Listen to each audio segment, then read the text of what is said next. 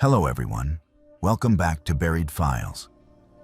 Tonight we bring you 7 deeply disturbing true camping horror stories that will make you reconsider ever venturing into the wilderness alone. These are not fictional tales created for entertainment, but genuine accounts from people who experienced unexplainable terror in some of the most remote and isolated locations across North America. Each story has been meticulously compiled from first-hand testimonials, incident reports, and investigative research that confirms these events actually occurred. From national park campgrounds to backcountry wilderness areas, the places we seek for peace and solitude can sometimes harbor dangers that defy rational explanation. What you are about to hear includes encounters with human predators who stalk the vulnerable, unexplained phenomena that challenge our understanding of reality, and mysteries that remain unsolved to this very day. If you appreciate genuine horror content grounded in real experiences that will leave you unsettled long after the video ends, subscribe to Buried Files and activate the notification bell so you never miss our latest deep dives into documented cases of the unknown. After you finish listening to these harrowing accounts, we encourage you to share your own camping experiences or unexplained encounters in the comments section below, as your stories help build our community of truth seekers. Now settle in, turn down the lights, and prepare yourself as we journey into the darkness that awaits those who dare to camp where civilization ends. Liam had been planning the camping trip for months. After a brutal year of working overtime at the accounting firm, he desperately needed to disconnect from spreadsheets, emails, and the constant hum of city life. His girlfriend Sarah had been equally enthusiastic about the idea. They researched remote campgrounds across 3 states before settling on a national park in northern Montana, a place known for its rugged beauty and sparse visitor traffic. The park ranger they spoke with on the phone assured them that late October was the perfect time to visit. Most tourists had already left for the season, and the fall colors would be at their peak. What the ranger did not mention was that the isolation could be dangerous in ways that had nothing to do with wildlife. They arrived at the trailhead parking area on a Friday afternoon as the sun began its descent toward the mountain ridgeline. The parking lot could accommodate maybe 20 vehicles, but only one other car was there when they pulled in. It was a dusty, dark blue SUV with Idaho plates, parked at an odd angle that took up 2 spaces. Liam noticed that the vehicle had seen better days. The rear bumper was dented, one taillight was cracked, and the windows were tinted darker than seemed legal. Something about it felt off, but he dismissed the feeling as urban paranoia. Out here in the wilderness, people drove rough vehicles. It meant nothing. They shouldered their packs and started down the trail. The hike to their chosen campsite was only 3 miles, but the terrain was challenging. The path climbed steadily through dense forest, crossing several small creeks and navigating around massive boulders that looked like they had tumbled from the cliffs above sometime in the distant past. Sarah was in good spirits, pointing out interesting mushrooms and the occasional bird darting through the underbrush. Liam found himself relaxing with each step, feeling the tension drain from his shoulders as the sounds of civilization faded behind them. They reached their campsite just as twilight began to settle over the forest. It was a beautiful spot. A small clearing surrounded by towering pines with a fire ring made of blackened stones at its center. A weathered wooden post marked the site with a faded number 7. They set up their tent with practiced efficiency, having camped together enough times to work as a team without needing to communicate much.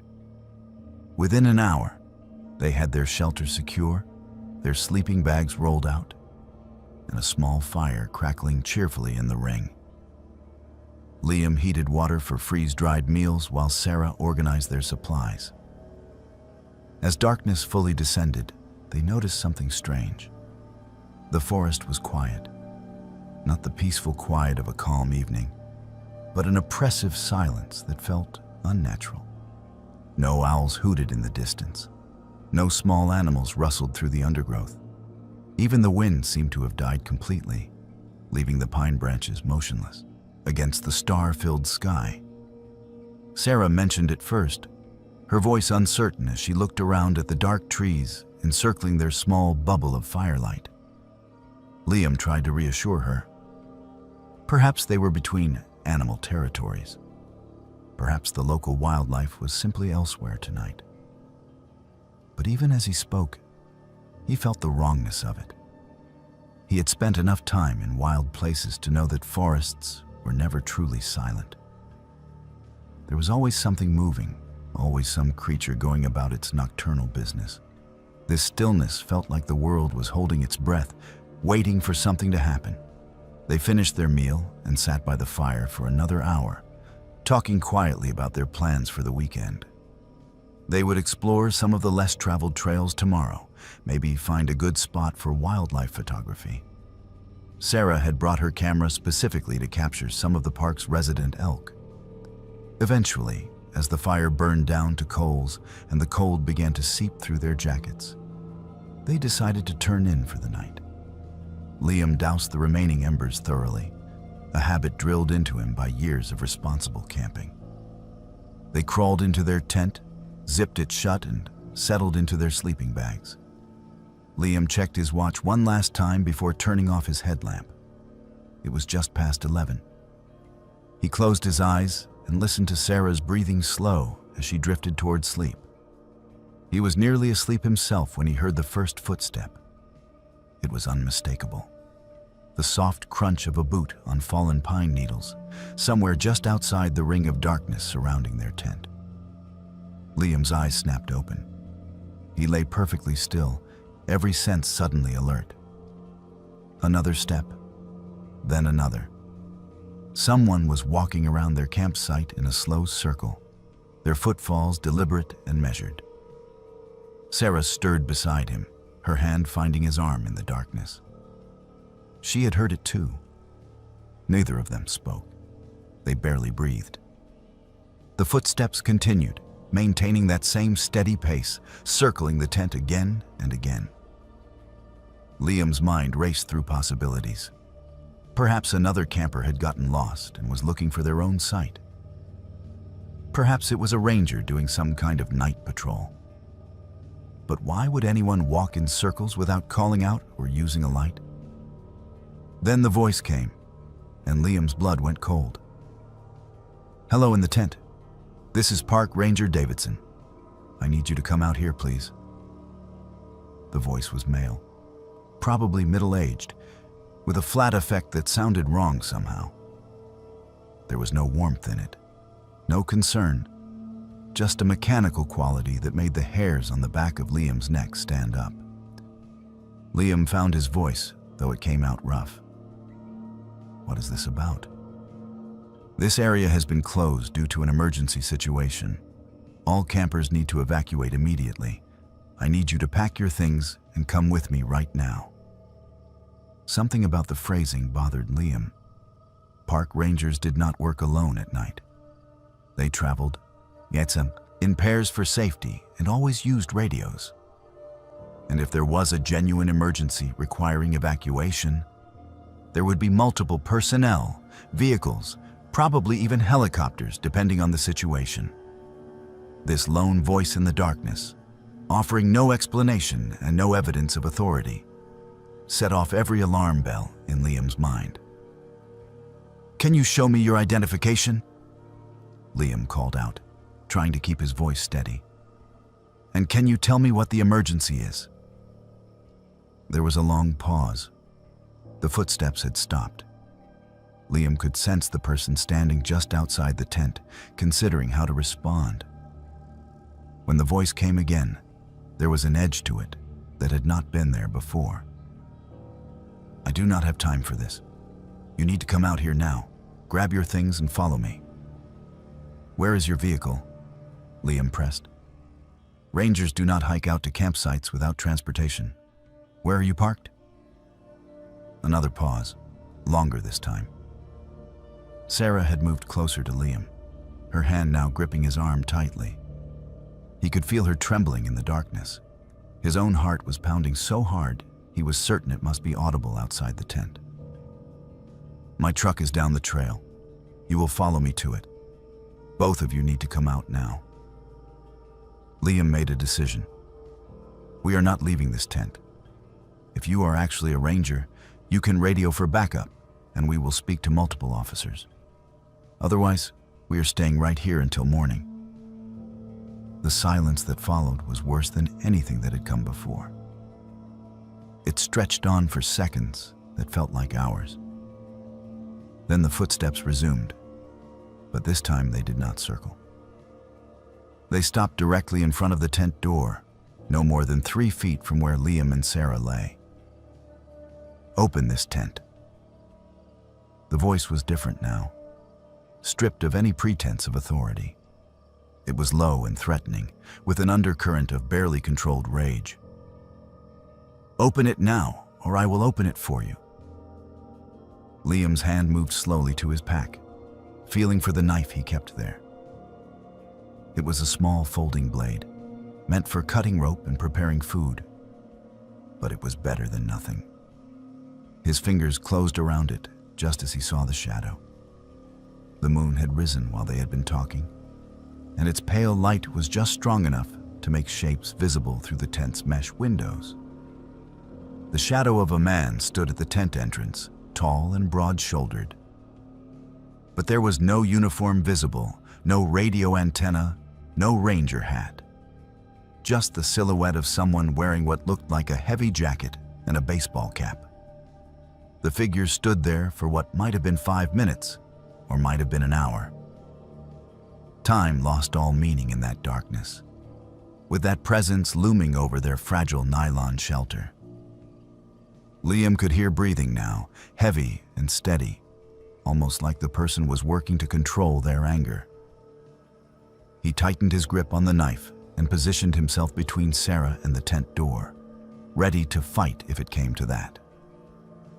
Then, without warning, the figure moved, but instead of attacking the tent, it simply stepped back into the darkness.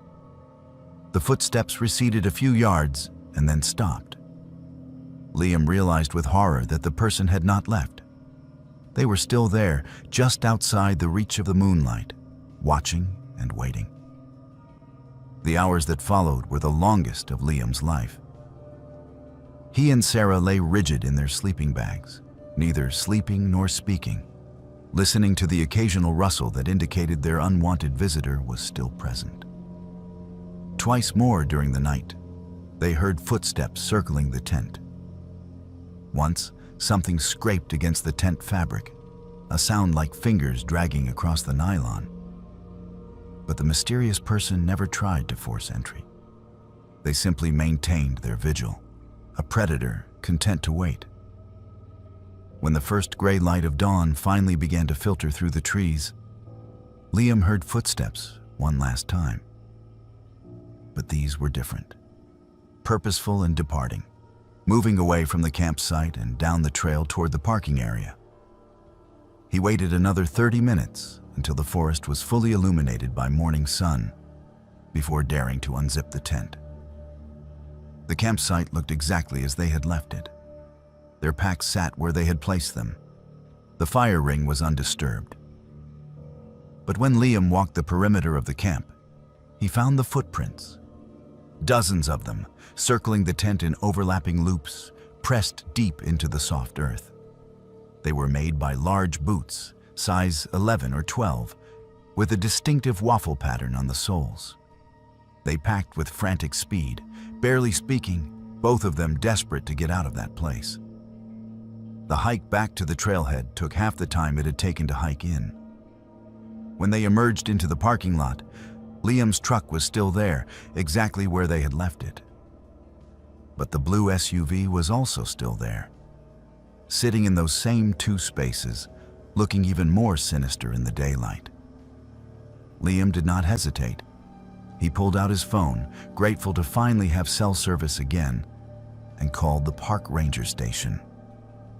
He reported everything: the man claiming to be a ranger, the all-night stalking, the vehicle in the parking lot. The ranger he spoke with sounded genuinely alarmed and promised to send someone immediately. They waited in their locked truck for 45 minutes until a ranger vehicle arrived. 2 actual rangers emerged, both in proper uniform, both carrying radios. Liam told them the entire story while they inspected the blue SUV from a safe distance. One of them called in the license plate. The response over the radio made both rangers exchange a grim look. The vehicle was registered to a man named Carl Mitchell. He was a convicted felon with a history of violent assault and attempted kidnapping. He had served 8 years in prison and been released on parole 14 months earlier. His last known address was in Idaho, but he had failed to report to his parole officer 6 weeks ago. There was an active warrant for his arrest. One ranger stayed with Liam and Sarah, while the other called for backup. Within an hour, the small parking lot was filled with law enforcement vehicles. They searched the SUV, and what they found turned Liam's stomach. In the back cargo area, they discovered zip ties, duct tape, a hunting knife, and a length of rope. In the glove box were handwritten notes describing the park's remote campsites and the typical patterns of visitors. Carl Mitchell was never found. Despite an extensive search of the park and the surrounding wilderness, he vanished without a trace. Dogs lost his scent a mile from the trailhead. Helicopters saw no sign of him.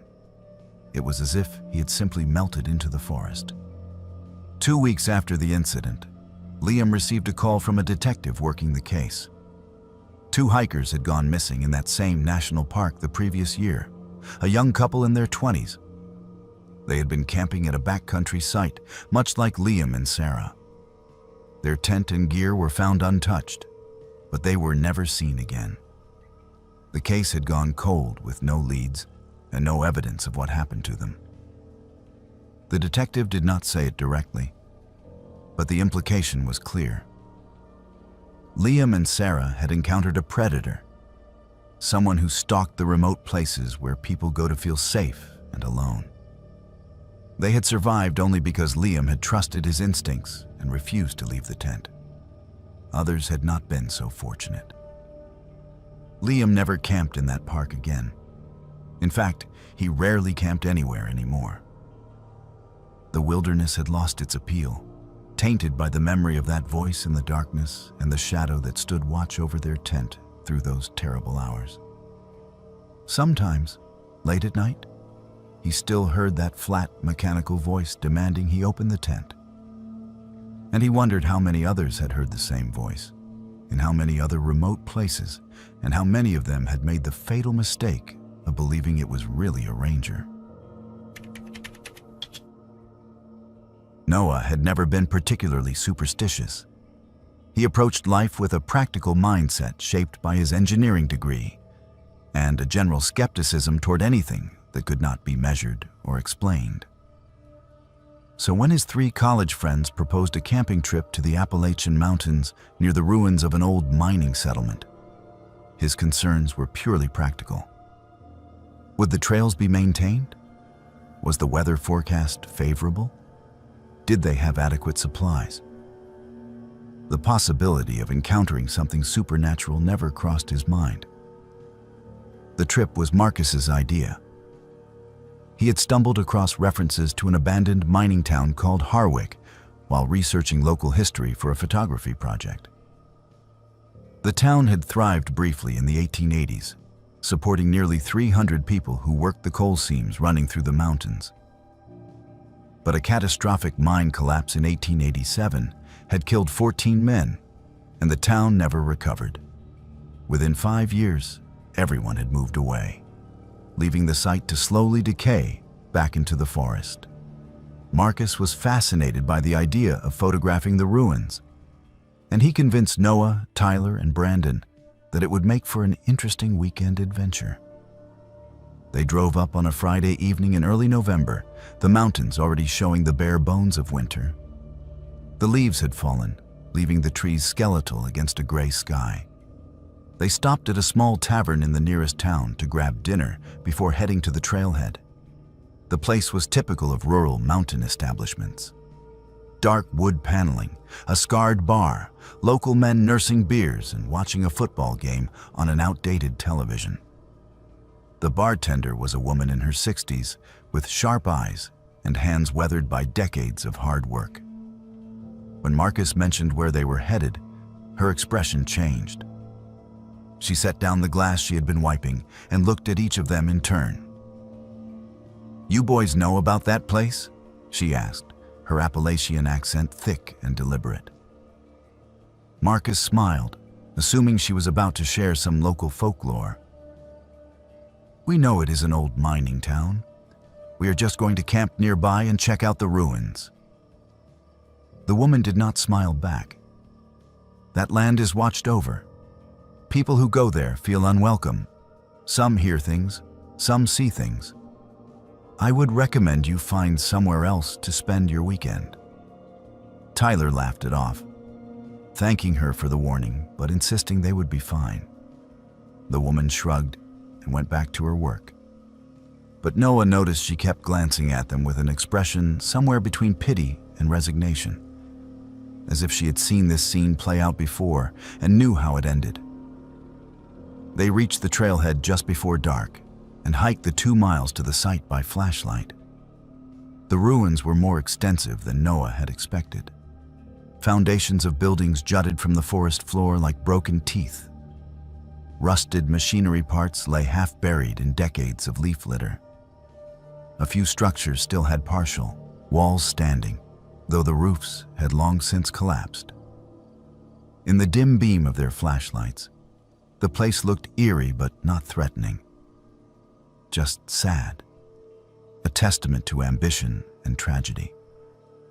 They set up camp in a clearing about 50 yards from the main cluster of ruins, near where the mining office had once stood. A historical marker, weathered and barely legible, provided some basic facts about the settlement. Noah read it while the others pitched tents. 14 men killed in the collapse. Bodies never recovered due to unstable conditions. Mine sealed permanently. The usual grim footnote of industrial history. They built a fire and settled in for the evening, passing around a flask of whiskey and talking about classes, relationships, and plans for after graduation. The conversation was easy and familiar. The kind of aimless talk that comes naturally among old friends. Marcus took some long exposure shots of the ruins by firelight, pleased with the atmospheric results. By midnight, they were all ready for sleep. Noah crawled into the tent he shared with Tyler, grateful for his warm sleeping bag as the temperature continued to drop. He fell asleep quickly, exhausted from the drive and hike. He woke suddenly at 3:17 in the morning, according to his phone. Something had pulled him from sleep, though he could not immediately identify what. He lay still, listening. Tyler was snoring softly beside him. Outside, the fire had died to nothing. The forest was absolutely silent. Then he saw the figure. It was standing at the very edge of the clearing, perhaps 30 feet from the tent. Barely visible in the faint moonlight that filtered through the bare branches, it appeared to be a man. Tall, impossibly thin, wearing what looked like old work clothes. The figure was completely motionless, facing toward the tents. Noah's first thought was that one of the others had gotten up to relieve themselves. But the shape was wrong. Too tall, too thin, and standing in a posture that seemed unnatural. No one stood that still, especially not in the cold. He watched the figure for several seconds, his rational mind trying to supply an explanation. A tree stump that looked like a person in the darkness. A trick of shadows and moonlight. But even as he considered these possibilities, he knew they were wrong. This was not a natural formation. It was something standing there, watching them. Noah reached for his flashlight, moving slowly so as not to wake Tyler. His fingers had just closed around it when the figure moved. Not walked, but shifted position instantaneously, like a film with frames cut out. One moment it was at the edge of the clearing. The next moment it was 10 feet closer. Noah's breath caught in his throat. That was not possible. Nothing moved like that. He blinked hard, wondering if he was still asleep, caught in some vivid dream. But when he opened his eyes, the figure was closer still, now less than 20 feet from the tent. He had seen it move. It had simply appeared in a new location, as if teleporting across the clearing. Terror flooded through him, primal and overwhelming.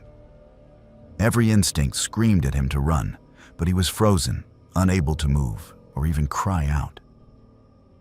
The figure stood there, and though he could not make out any features in the darkness, he had the absolute certainty that it was staring directly at him. Noah squeezed his eyes shut, counting to 5, willing this to be a dream. When he opened them, the figure was gone. He sat up so fast, he hit his head on the tent's roof, gasping. His hands were shaking as he fumbled with the flashlight, finally getting it turned on. He swept the beam across the clearing, illuminating trees, dead grass, scattered leaves. Nothing else. He was about to convince himself it had been a hallucination, some product of an exhausted mind, when his flashlight died. Not a gradual dimming as batteries failed, but an instant death, as if someone had flipped a switch. He shook it frantically, but it remained dark. Then he heard the whispers. They came from all around the tent, not words exactly, but sounds that suggested language. Low and urgent, like multiple people having a conversation just below the threshold of comprehension. The voices were masculine, rough, speaking in rhythm but with no discernible meaning.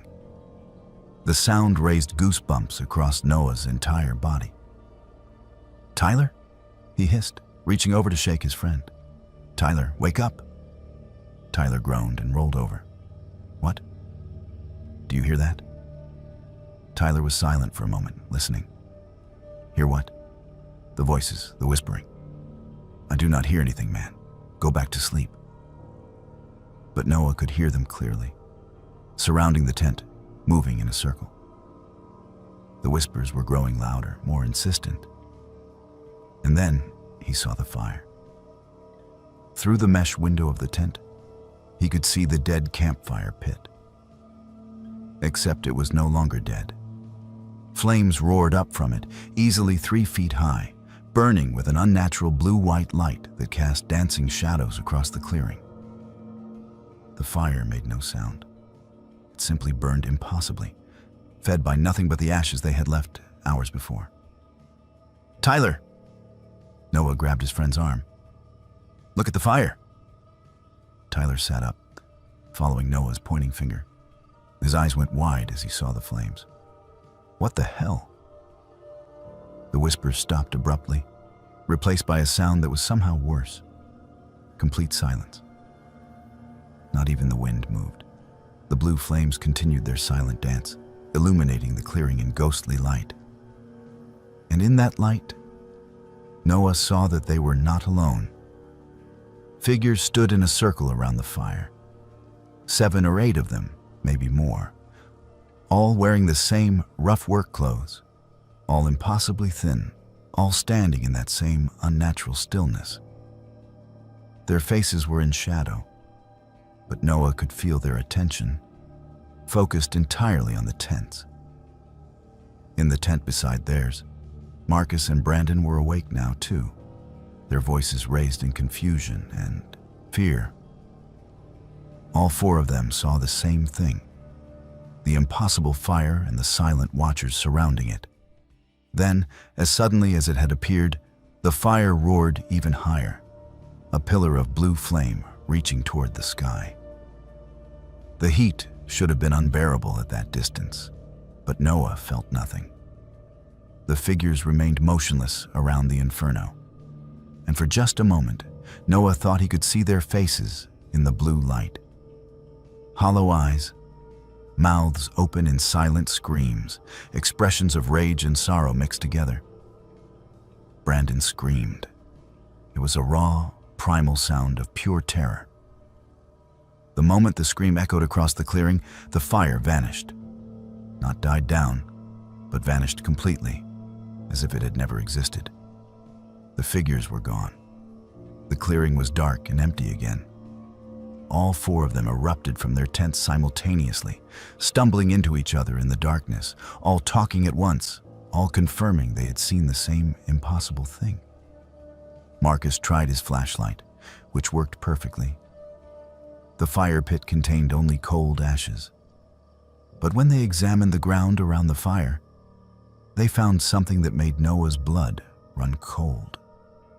The tent stakes had been pulled up, not by wind or animals, but deliberately removed and placed in a perfect circle around the fire pit, evenly spaced, driven into the ground in a pattern that could not have been accidental. None of them had done this. They had all been in their tents. Their food bags, hung carefully from a tree branch to avoid attracting bears, had been taken down and emptied. The contents were scattered across the clearing in what might have been random chaos. But Noah noticed that nothing had been eaten. The food was simply distributed, as if someone had been searching through it and then discarded everything. They stood in a tight group in the center of the clearing, playing their flashlights in every direction, seeing nothing but feeling watched by hostile presences just beyond the reach of the light. None of them suggested staying until morning. Without discussion, they began breaking down their camp with frantic speed, stuffing gear into packs without any attempt at organization, wanting only to get away from that place. They were on the trail within 20 minutes, hiking by flashlight, stumbling over roots and rocks in their haste, but not caring. The 2 miles back to the parking area felt like 10. Every sound in the dark forest made them jump. Every shadow seemed to hide a watching figure. When they finally reached the cars and the comforting presence of the paved parking area, they sat in stunned silence for several minutes, processing what they had experienced. As the adrenaline began to fade, Marcus pulled out his phone and started searching for information about the mining disaster. What he found confirmed their worst fears. The collapse had occurred on November 3rd, 1887. 14 men had been working deep in the mine when a support timber failed, triggering a cascading collapse that sealed them in. Rescue efforts lasted 4 days, but the instability of the remaining structure made it impossible to reach the trapped miners. On the 4th day, another collapse killed 2 would-be rescuers, and the operation was abandoned. The 14 men were left where they died, their bodies still entombed in the mountain. Marcus looked up from his phone, his face pale. "Guys, today is November 3rd. The coincidence was too exact to ignore. They had camped on the anniversary of the disaster, on the ground where those 14 men had lived and worked, and they had been visited by something that wanted them gone. Further research over the following days revealed more. The mining settlement had a reputation among locals. People who camped near the ruins reported feeling unwelcome, experiencing unexplained phenomena, and sometimes fleeing in the middle of the night. There were stories going back decades of mysterious fires, whispered voices, and thin figures seen standing among the ruins. The common thread in all the accounts was rage, a palpable anger directed at anyone who intruded on that space. The historical records provided a possible explanation. The miners who died had been recent immigrants, mostly from Eastern Europe, lured to America with promises of good wages and steady work. They had left families behind, planning to send for them once they were established.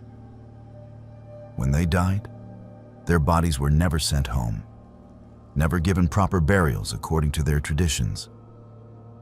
They were simply sealed in the mountain and forgotten, as the town emptied out and nature reclaimed the site. Noah found himself wondering if the bartender's warning about the land being watched over was more accurate than she knew. Perhaps those 14 men, or whatever remained of their consciousness, still walked the ruins of Harwick. Perhaps they resented the intrusion of strangers into the place of their death, especially on the anniversary of their tragedy. He never returned to those mountains. None of them did. Tyler changed schools the following semester, wanting to put distance between himself and the experience. Marcus deleted all the photos from that night and stopped his local history project. Brandon started seeing a therapist to deal with nightmares that persisted for months. Noah still thinks about that night, about the impossible fire and the figures standing in silent vigil around it. He had been a skeptic, someone who demanded rational explanations for every phenomenon. But there is no rational explanation for what they experienced. Something was in that clearing with them, something that defied every natural law he understood. He does not talk about it much anymore. When he does, people assume he is embellishing, turning a scary camping trip into a ghost story. But he knows what he saw. He knows what they all saw. And he knows that some places are marked by tragedy so deep that it echoes across generations, refusing to be forgotten, demanding recognition from anyone foolish enough to intrude on ground that has been consecrated by blood and suffering. The mountains of Appalachia hold many secrets, and some of those secrets do not want to be disturbed. Ethan needed to get away from everything. The breakup with Amanda had been brutal, the kind that leaves you questioning every decision you made over the past 3 years. He could not stand being in the apartment they had shared, surrounded by reminders of what had fallen apart. His friends meant well with their offers to go out drinking or their attempts at distraction, but Ethan needed something different. He needed silence, solitude, and the clarity that only nature could provide. He chose the Pacific Northwest specifically because of its reputation for old-growth forests. He wanted to be surrounded by something ancient, something that existed long before his problems and would continue long after. He researched for days before settling on a remote area in the Olympic Peninsula, a region known for massive Douglas firs and limited human traffic. The forecast showed clear weather for the weekend, and Ethan loaded his truck with camping gear on a Friday afternoon in late October. The drive took longer than expected, the roads narrowing progressively until he found himself on a gravel logging road that barely qualified as a road at all. His truck bounced over ruts and rocks for nearly an hour before he reached the trailhead, which consisted of nothing more than a small clearing where the road ended. There were no other vehicles, no signs indicating trail names or distances. Just a narrow path disappearing into the massive trees. Ethan shouldered his pack now and started walking. The forest was stunning in its scale. The trees rose like cathedral columns, their trunks wider than he could wrap his arms around, their canopy so dense that the forest floor existed in perpetual twilight. Ferns grew everywhere in the dim light, creating a lush carpet of green. The air smelled of moss and decay, the rich scent of a living ecosystem. He hiked for nearly 2 hours before finding what he was looking for. A clearing opened beside a clear stream, the water running over smooth stones with a gentle music that immediately soothed his frayed nerves. The clearing was perhaps 30 feet across, carpeted with soft grass and surrounded by the towering trees. Sunlight actually reached the ground here, filtered through the canopy in golden shafts that gave the space an almost sacred quality. Ethan dropped his pack and began setting up camp. He was pitching his tent when he noticed the first carving. It was on a massive fir at the edge of the clearing, cut deep into the bark, maybe 5 feet off the ground. The symbol was unfamiliar, a series of intersecting lines forming a pattern that looked almost like a stylized eye. Ethan walked closer, running his fingers over the carving. It was not fresh, but it was not ancient either. The exposed wood had weathered, but not yet grayed completely. He estimated it was perhaps a year or two old. Curious, he walked the perimeter of the clearing and found more symbols.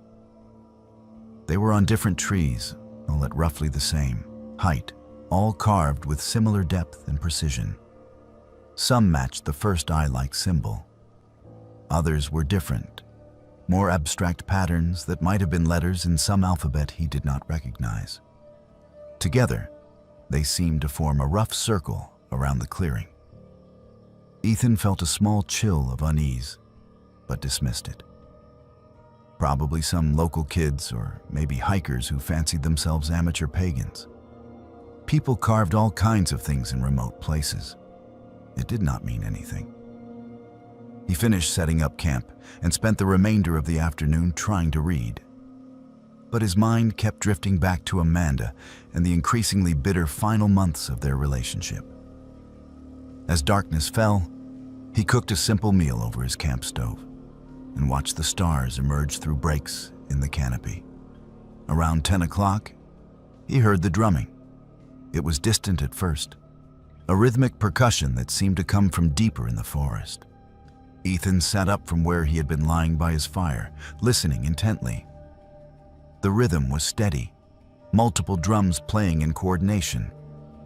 And there were voices too, faint but audible, rising and falling in what sounded like a chant. His first thought was that there must be another camping group nearby, though he had seen no evidence of other people, and the sound seemed to be coming from quite a distance. He listened for several minutes as the drumming continued. It was growing gradually louder, or perhaps closer. The chanting became more distinct, though he could not make out any words. Then he saw the lights. They appeared between the trees, bobbing and weaving like lanterns carried by people walking in procession. Ethan stood, his heart beginning to beat faster. The lights were approaching the clearing, following what must have been a trail he had not noticed. The drumming was loud now, clearly audible over the sound of the stream. He watched, frozen in place, as the procession emerged into his clearing. There were perhaps 15 people, moving in a single file line. Each wore a mask, carved wooden faces representing various animals. He recognized a bear, a wolf, an owl, and others he could not immediately identify. The masks were crude but striking, painted in earth tones and adorned with feathers and fur. The people wore long cloaks made of what looked like burlap or rough wool, hooded and shapeless. Several carried drums, beating out that hypnotic rhythm. Others held torches, the flames casting wild shadows across the clearing. They moved as if Ethan was not there. The procession entered the clearing and began to form a circle, the participants arranging themselves with practiced precision. They were chanting in unison now, words in a language Ethan did not recognize. It might have been Native American, though it did not quite sound like any indigenous language he had heard before. There was something older about it, more guttural. Ethan stood beside his tent, less than 20 feet from the circle, completely visible in the firelight. But none of them looked at him. They continued their ritual, focused entirely on whatever ceremony they were performing. One figure stepped into the center of the circle. This person wore a stag mask, more elaborate than the others, with real antlers attached to the wooden face. The stag-masked figure held something in both hands, lifting it toward the sky. Ethan could see it was a dead crow, arranged with flowers and what might have been herbs. The chanting reached a crescendo. The stag-masked figure placed the crow carefully on the ground in the exact center of the circle. The others began to move around it, dancing in a slow rotation while maintaining their chant. The drumming changed tempo, becoming faster, more urgent. Ethan knew he should feel scared, but the emotion that dominated was confusion. This was clearly some kind of ritual, performed with serious intent. But why here? Why on this specific night? And why were they acting as if his presence was completely irrelevant? The dance continued for several minutes. Then, abruptly, it stopped. The chanting ceased. The drums fell silent. Every masked figure stood perfectly still in the sudden quiet. The stag-masked leader turned and looked directly at Ethan. Even through the wooden mask, even with the eye holes showing nothing but shadow, Ethan felt the weight of that gaze. It was not curiosity or surprise. It was something else, something that made his blood run cold. Recognition, perhaps, or judgment. The stag-masked figure raised one arm and pointed directly at him. The others turned in unison, all of their animal faces now oriented toward Ethan. No one spoke. No one moved except to maintain that pointing gesture. 15 arms extended toward where he stood beside his tent. Terror finally broke through Ethan's paralysis. He did not grab his gear or his food or anything except his phone and keys from the tent. He ran. He crashed into the forest, no longer on any trail, just running in what he hoped was the general direction of his truck. Branches whipped at his face. He stumbled over roots and rocks. Behind him, he heard nothing. No pursuit, no shouts, just the terrible silence of those masked figures. He ran for what felt like hours, his lungs burning, his legs screaming in protest. Several times he fell, picking himself up and continuing without pause. Terror gave him strength beyond what he knew he possessed. When he finally stumbled onto the logging road, he nearly collapsed with relief. His truck was still there, untouched. He fumbled with his keys, got the door open, and locked himself inside. Only then did he allow himself to look back toward the forest. The trees stood dark and silent. No lights, no sounds. Nothing to indicate anyone else was out there. Ethan started the truck and drove, not caring about the rough road, bouncing violently over ruts he had navigated carefully on the way in. He did not slow down until he reached paved highway, 30 minutes later. He spent the rest of the night in a motel room, doors locked, curtains drawn. When morning came, he called the county sheriff and reported what he had seen. The deputy who took his statement was polite but skeptical. There were no organized groups known to perform ceremonies in that area. No permits had been issued for gatherings. When Ethan insisted, the deputy promised to send someone to check the site. 3 days later, Ethan received a call. Rangers had hiked to the clearing he described. They found his tent, his gear, everything exactly as he had left it. But there was no evidence of any other people. No trampled grass where a circle had formed. No remains of the dead crow, no footprints other than his own. However, they did find something that made Ethan's hands shake when they described it. The symbols he had seen carved into the trees had been burned into the ground. Not carved, not painted, but burned deep into the earth in a perfect circle where his tent had stood. The grass inside the circle was completely dead, as if the ground itself had been poisoned. The Rangers had no explanation. They confiscated his gear as evidence in an ongoing investigation, though Ethan never learned what they were investigating or what conclusions they reached. He researched the area obsessively for weeks after, looking for any reference to rituals or ceremonies or groups that might wear animal masks.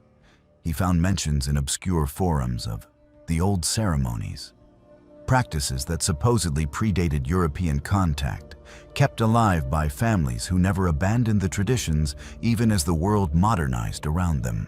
Some posts suggested these groups were protective of certain places, performing rituals to maintain spiritual boundaries. Whether that was true or just internet folklore, Ethan never learned.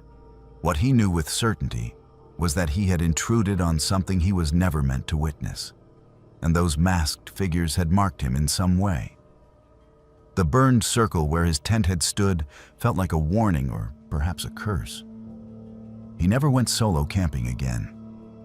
Some clearings, no matter how beautiful, are reserved for purposes beyond the understanding of those who do not belong there.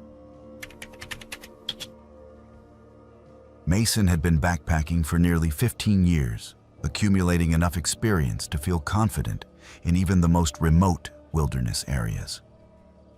He prided himself on thorough preparation, physical fitness, and the kind of calm judgment that kept people safe in environments where mistakes could be fatal. When he decided to spend a long weekend exploring the slot canyons of southern Utah, he approached it with his usual methodical planning. He researched routes, checked weather forecasts, packed appropriate gear, and filed a detailed itinerary with his roommate. Everything was done properly, by the book. The canyon he chose was called Serpent's Throat, a narrow passage carved through red sandstone over millions of years by water that now appeared only during flash floods. It was not on the standard tourist circuit. Access required hiking several miles across exposed desert, followed by a technical descent into the canyon system. According to the hiking forums Mason consulted, fewer than 100 people visited Serpent's Throat each year.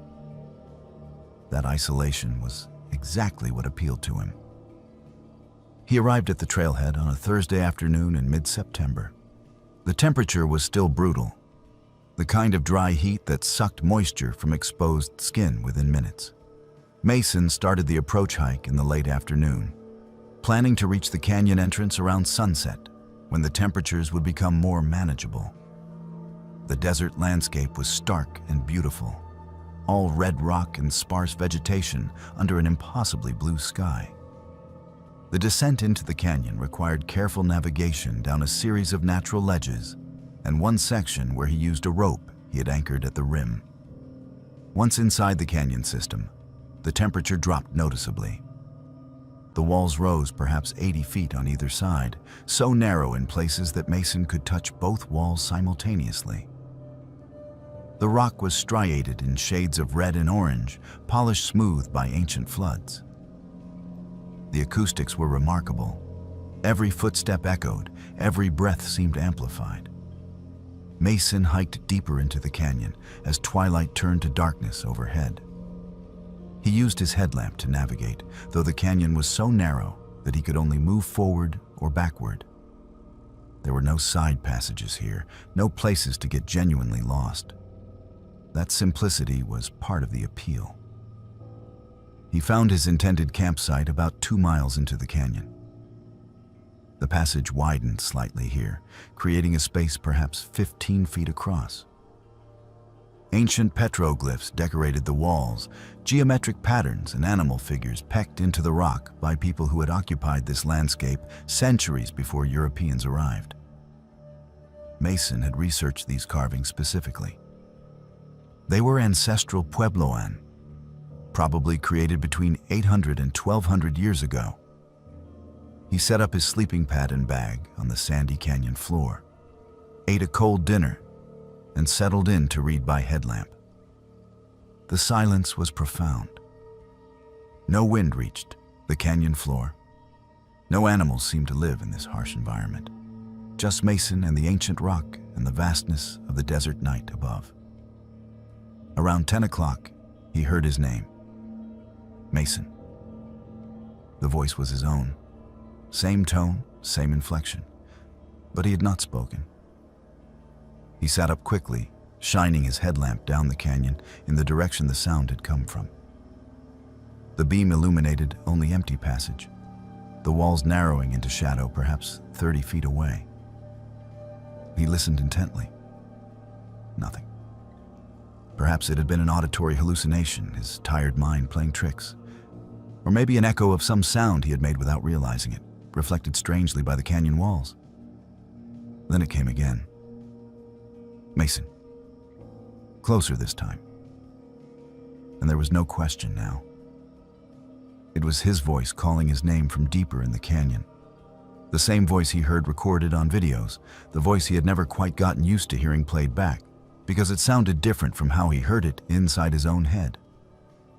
He stood up, heart beginning to race. "Hello?" His greeting echoed naturally, bouncing off the walls in a diminishing series. But there was no answer from whatever had called his name. Mason considered his options. He could pack up and attempt to retreat back to the canyon entrance in the darkness. Or he could investigate, try to determine what was making the sound. His rational mind insisted there must be an explanation. Perhaps another hiker was in the canyon, someone with a similar voice. Perhaps there was some bizarre acoustic phenomenon he did not understand. He grabbed his headlamp and started walking deeper into Serpent's Throat. The canyon narrowed further, the walls closing in until he had to turn sideways in places to squeeze through. His headlamp beam showed only rock and more rock, passage stretching ahead with no sign of any other person. He called out several more times, and each time his voice echoed normally with no response. Then he saw the camp. It was set up in a small widening of the canyon, perhaps a quarter-mile beyond where Mason had established his own site. A sleeping bag, a backpack, scattered items of gear, a water bottle sitting upright on a flat rock. Everything looked recent, not abandoned for days or weeks, but actively in use. Mason approached cautiously. "Hello? Anyone here?" No answer. He knelt beside the backpack, shining his light on it. The pack was a Gregory model, forest green, well used but maintained. Attached to it was a small journal, the kind backpackers often carried to record their routes and observations. Mason opened the journal, feeling only slightly guilty about invading someone's privacy. The pages were filled with neat handwriting, dated entries describing a solo backpacking trip through the Utah canyons. He flipped to the most recent entry and felt his blood turn to ice. The entry was dated today, September 19th, and the writer's name, written at the top of the page, was MC Mason Carter, his name. He flipped back through the journal with shaking hands. The entries described the exact trip he was on. Same arrival date, same approach hike, same descent into Serpent's Throat. The observations matched perfectly. A description of the petroglyphs. Notes about the temperature differential between the desert rim and the canyon floor. Even a comment about how the acoustics made every sound echo strangely. But these entries were dated 3 weeks earlier, August 29th through September 1st. The final entry was short. "I hear myself calling. I am going to see who it is." Mason dropped the journal as if it had burned him. He backed away from the campsite, his mind reeling. This was not possible. This violated every natural law he understood. But the evidence was there in his hands, written in handwriting that looked disturbingly similar to his own. He turned to retreat to his camp and found it was gone.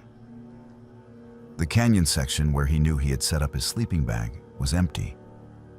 He ran to the spot, playing his headlamp across the sand. No sleeping bag, no pad, no pack. Everything had vanished. But there were footprints in the sand, multiple overlapping tracks from boots that looked exactly like the ones he was wearing. Mason spun in a circle, breathing hard, trying to understand what was happening. Then he saw his pack. It was sitting against the canyon wall, exactly where the other pack had been in the camp he had just found. He approached it slowly and saw the journal attached to it. His journal, the one he carried on every backpacking trip. With trembling hands, he opened it to the last entry. His own handwriting filled the page. The entry was dated September 1st, 3 weeks ago. It described his trip, including a note about hearing his own voice calling from deeper in the canyon. The final line read, "I found another camp. Same gear, same pack. Journal dated 6 months earlier. What is this place?" Mason turned the page. The next entry was in the same handwriting, but different ink, as if written with a different pen. It was dated 6 months earlier, March 15th. It described the same trip, same canyon, same experience of hearing one's own voice, same discovery of a previous camp. He flipped forward through the journal. There were more entries, dozens of them, all in the same handwriting, stretching back over what appeared to be years. Each one described the same trip. Each one ended with the discovery of an earlier camp. Each one expressed growing confusion and fear. The most recent entry, dated today, September 19th, was only one sentence. The canyon is a loop. Time here folds back on itself. I think I have been here before. I think I will always be here. Mason felt his sanity beginning to crack. He looked up at the narrow strip of night sky visible between the canyon walls. The stars looked wrong somehow, their positions subtly off from what they should be. Or perhaps his perception had shifted. Perhaps he was no longer occupying the same moment he thought he was. He ran, not deeper into the canyon and not back toward the entrance, but laterally, scrambling up the canyon wall in a desperate attempt to escape the passage floor. The sandstone was too smooth, too steep. He fell twice, skinning his hands and knees. On the third attempt, he managed to climb perhaps 20 feet before the handholds disappeared and he was forced to descend. When he returned to the canyon floor, he found himself at another camp. This one had his gear, but the arrangement was different. The sleeping bag was unrolled, the pack was open, and sitting on a flat rock was a water bottle he recognized as his own, positioned exactly as it had been in the first camp he had found. He checked the journal again. Now it had more entries, extending further into what appeared to be the future. September 20th, September 21st, each one describing attempts to escape the canyon. Each one failing, each one ending with the same realization that the passage was a closed loop, a place where time did not flow linearly, but circled back on itself endlessly. Mason never made it out of Serpent's Throat Canyon. When rangers found his camp 6 weeks later, alerted by his roommate after he failed to return as scheduled, his gear was arranged in a neat pile. His journal was open to a page dated 2 years in the future, filled with handwriting that matched the earlier entries but had degraded into barely legible scrawl. The final entry was just one word repeated dozens of times. Echoes. The canyon has been unofficially closed since then. Not by any official decree, but by quiet recommendation from rangers who know its reputation. 7 hikers have vanished in Serpent's Throat since 1970. Their gear is always found, arranged with eerie precision. Journals open to entries describing trips that occurred weeks or months before their actual arrival dates. Indigenous groups who have lived near the canyon for generations say it is a place where time folds, where the past and future exist simultaneously. They avoid it, considering the passage sacred and dangerous in equal measure.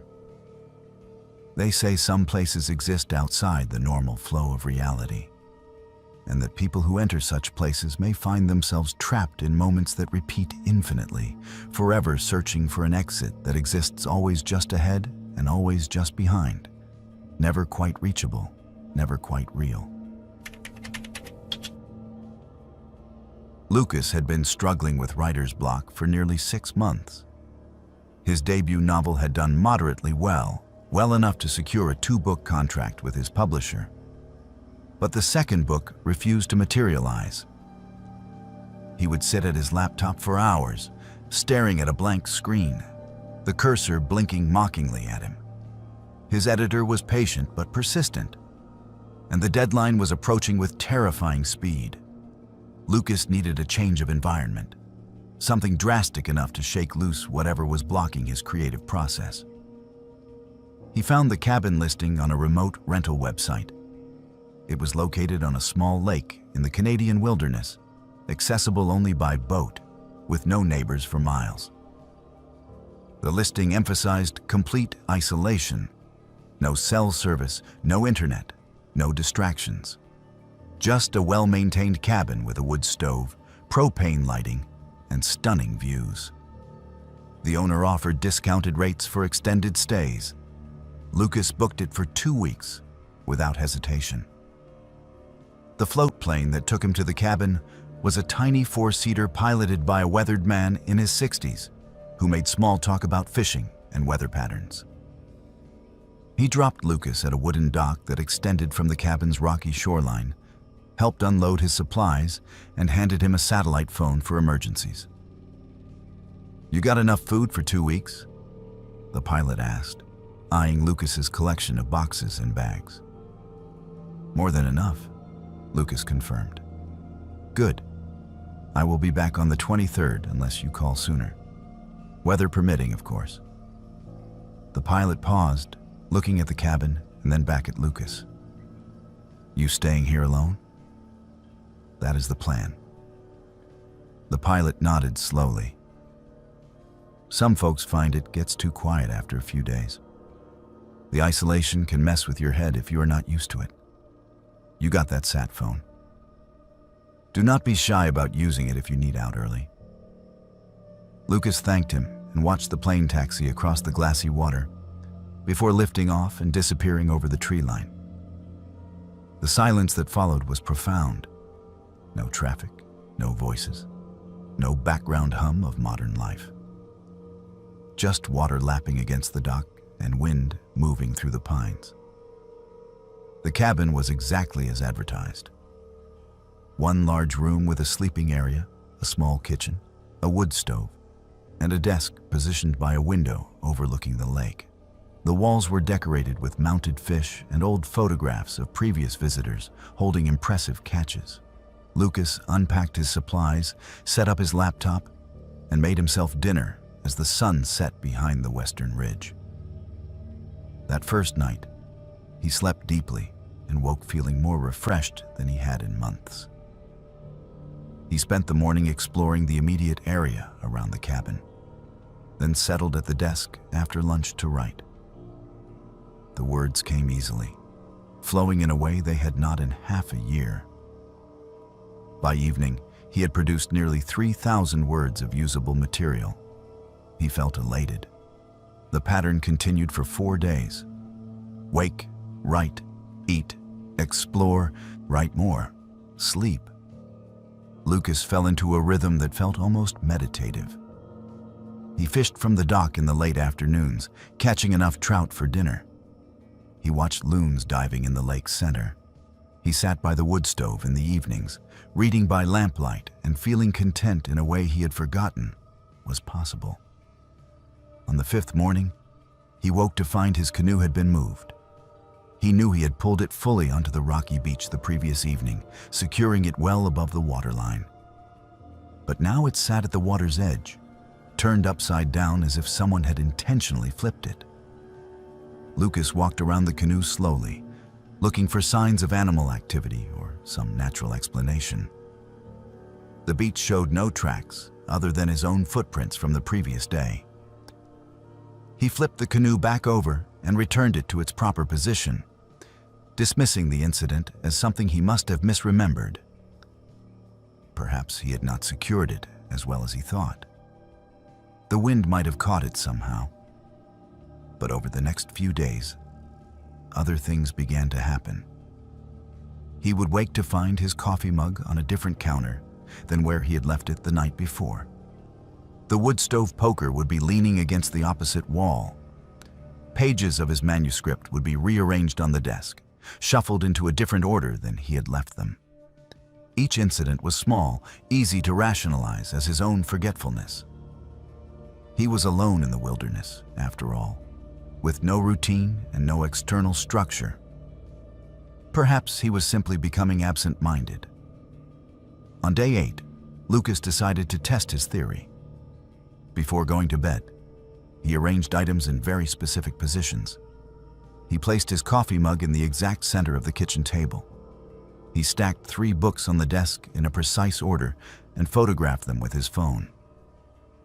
He positioned the canoe paddle across the doorway at an angle, balancing it carefully so it would fall if the door opened. He woke at 3 in the morning to the sound of the paddle clattering to the floor. Lucas sat up in bed, heart racing, peering into the darkness of the cabin. The paddle lay on the floor. The door was closed. He turned on his headlamp and checked the room. The coffee mug was now sitting on the counter beside the sink. The 3 books had been rearranged in reverse order. He was alone.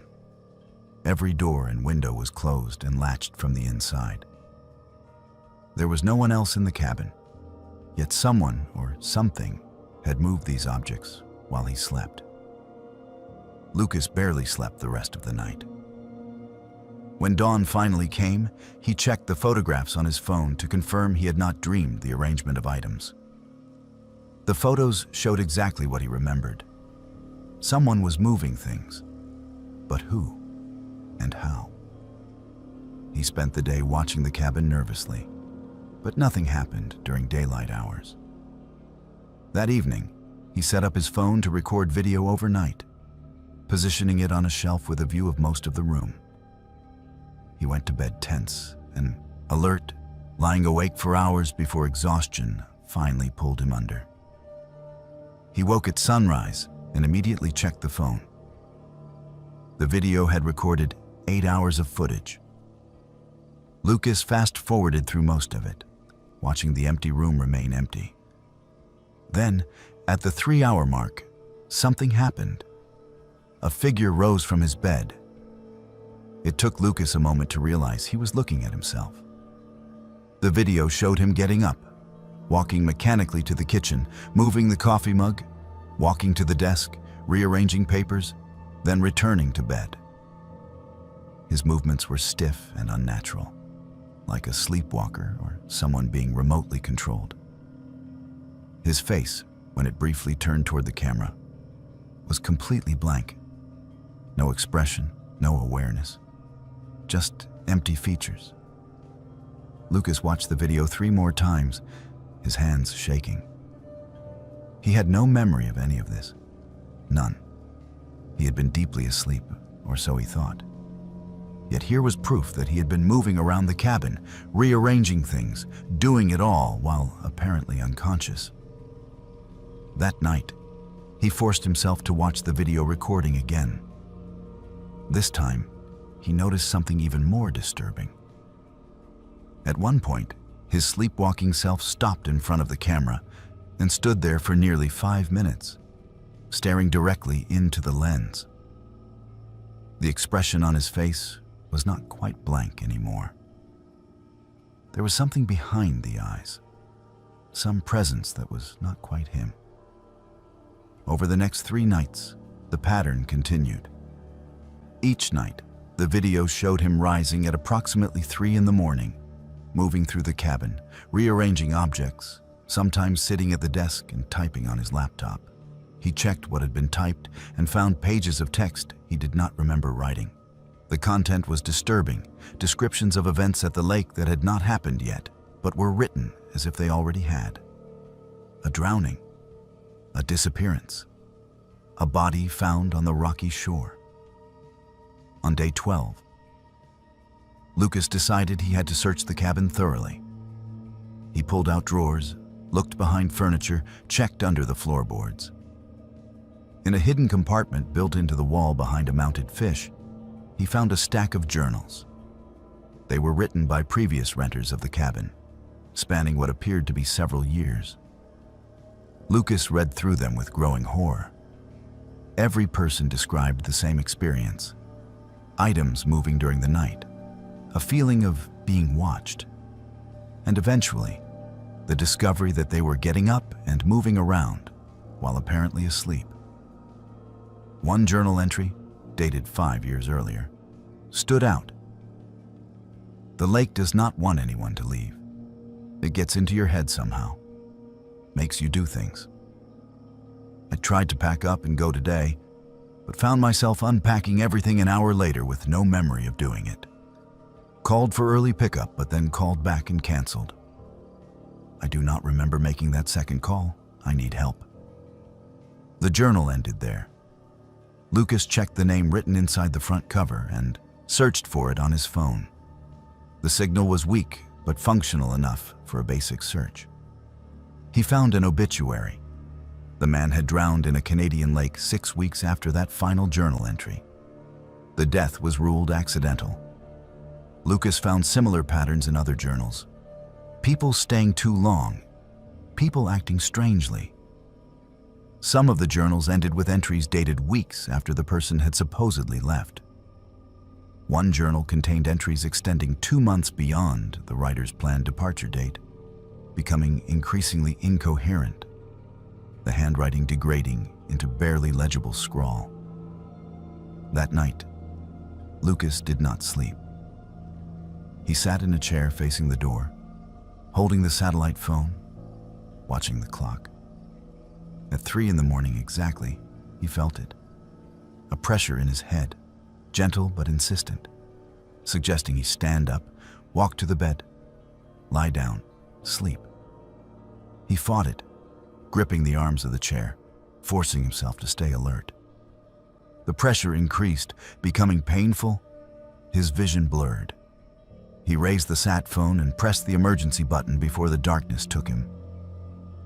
He woke on the dock in the morning sunlight, his feet in the water, no memory of how he had gotten there. The satellite phone was gone. The float plane arrived that afternoon, summoned by his emergency call. The pilot found Lucas sitting on the dock, staring at the water, clutching his manuscript. On the flight back, Lucas reviewed what he had written during his stay. The novel was complete, every chapter finished, including sections he had no memory of writing. The quality was excellent, perhaps the best work he had ever produced. But the final chapters described events he had not experienced, scenes set at the lake involving a character very much like himself, slowly losing his grip on reality, becoming part of the lake itself. His consciousness absorbed into something ancient that lived in the water and the forest and the cabin. Lucas burned the manuscript the day he got home. He never published the second novel. He never wrote again. Some stories, he decided, are not meant to be told, and some places extract a price for their inspiration that is far too high to pay. Jack had been looking forward to the camping trip for weeks. His younger brother Danny was 13, at that awkward age where he was trying to act older than he was, desperate to be treated like an adult rather than a kid. Their parents had split up the previous year, and Jack, now 22 and working his first real job, wanted to do something to maintain their relationship. A weekend camping trip seemed perfect. Low pressure, time to talk or not talk as they chose, and a chance to get away from the constant tension that still lingered whenever they visited their mother's house. They chose a state park campground about 2 hours from home. It was popular enough to feel safe, with rangers patrolling regularly and families scattered throughout the loops of campsites. They arrived on a Friday afternoon in mid-July, the peak of camping season. The campground was nearly full, RVs and tents occupying most of the numbered sites. Kids rode bikes along the paved roads. The smell of grilling meat drifted from multiple directions. It was exactly the wholesome family atmosphere Jack had hoped for. They set up their tent at Site 47, a spot with decent tree cover and close proximity to the bathrooms. That proximity seemed like a convenience at first. Danny could walk to the restrooms without Jack worrying about him getting lost in the dark.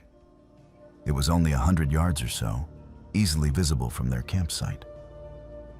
After setting up, they explored the area. The campground had a small beach on a lake, a playground, and several hiking trails. They swam for an hour, the cold water a relief from the July heat, then returned to their site to start dinner. Jack grilled hot dogs while Danny attempted to build a campfire using techniques he had learned from YouTube videos. It was a good evening, comfortable and easy in a way their interactions had not been since the divorce. As darkness fell, they sat by the fire, and Danny talked about school, his friends, a girl he maybe liked but was not sure about. Jack listened and offered what he hoped was decent advice, feeling oddly adult and responsible. Around 10 o'clock, Danny announced he needed to use the bathroom.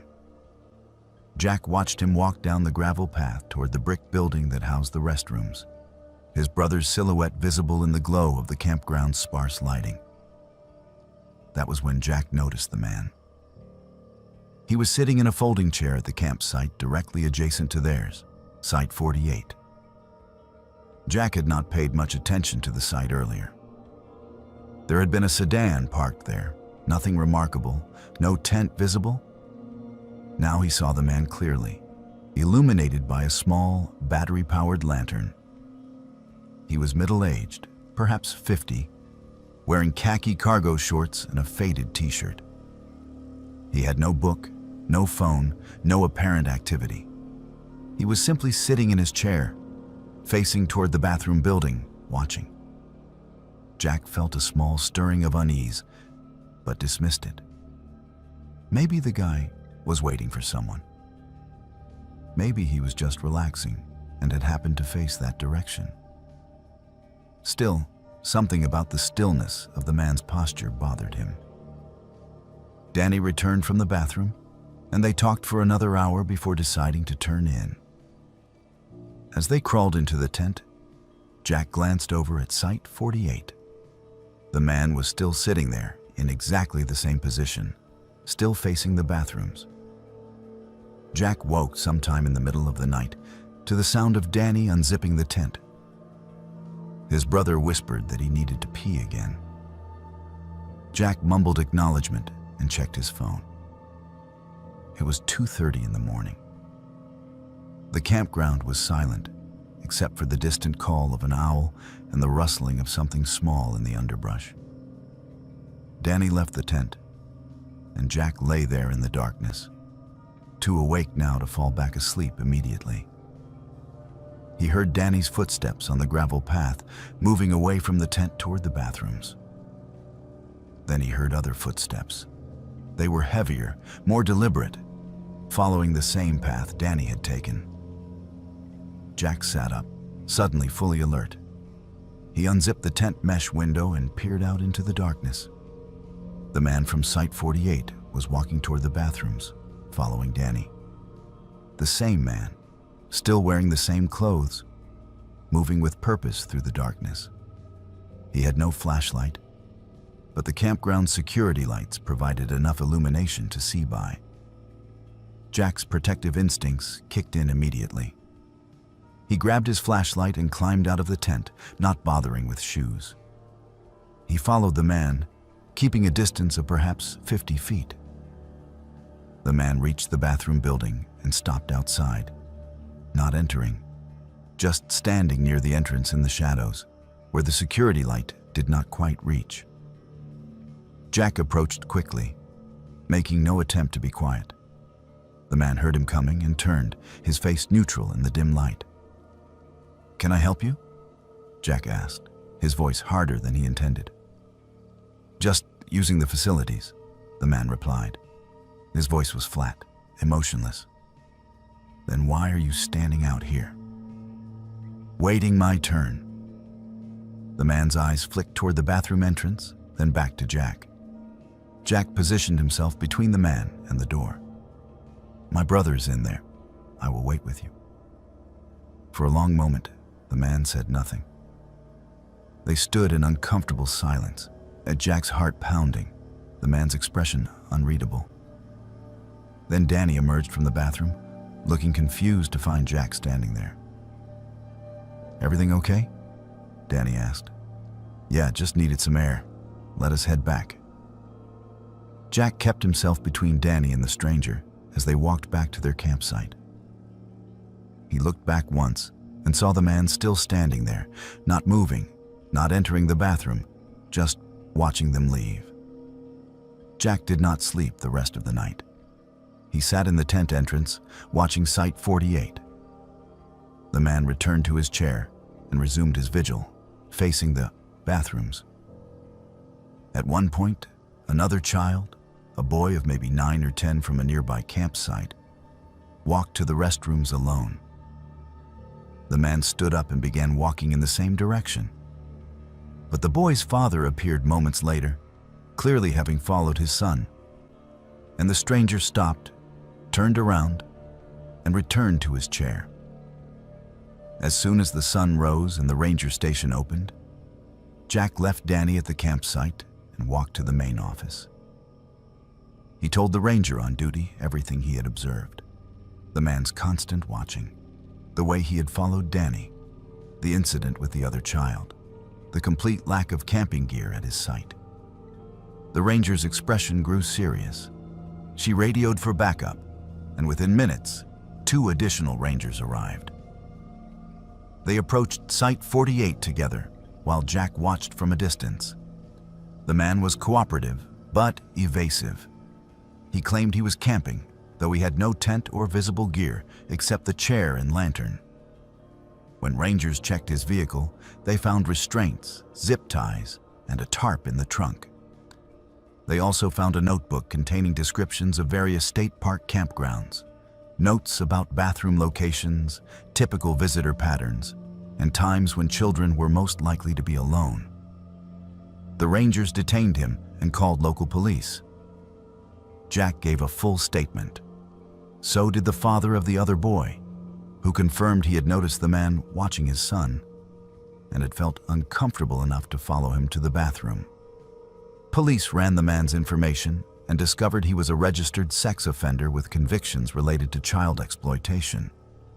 He had been banned from 3 other state parks in neighboring counties for similar behavior, camping without actual camping equipment and positioning himself near bathroom facilities frequented by children.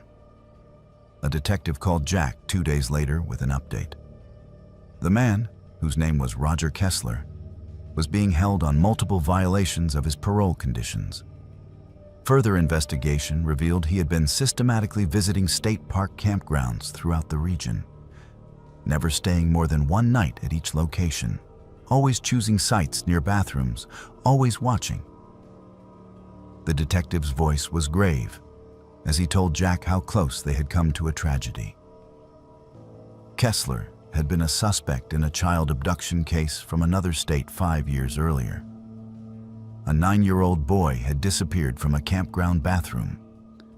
The child's body was never found. There was no physical evidence linking Kessler to the crime, but the circumstances matched his known patterns perfectly. "You did the right thing," the detective said. "Following your instincts, intervening, reporting it immediately. A lot of people would have talked themselves out of it, worried about seeming paranoid or causing a scene. Your brother is lucky to have you looking out for him." Jack hung up the phone, feeling shaken.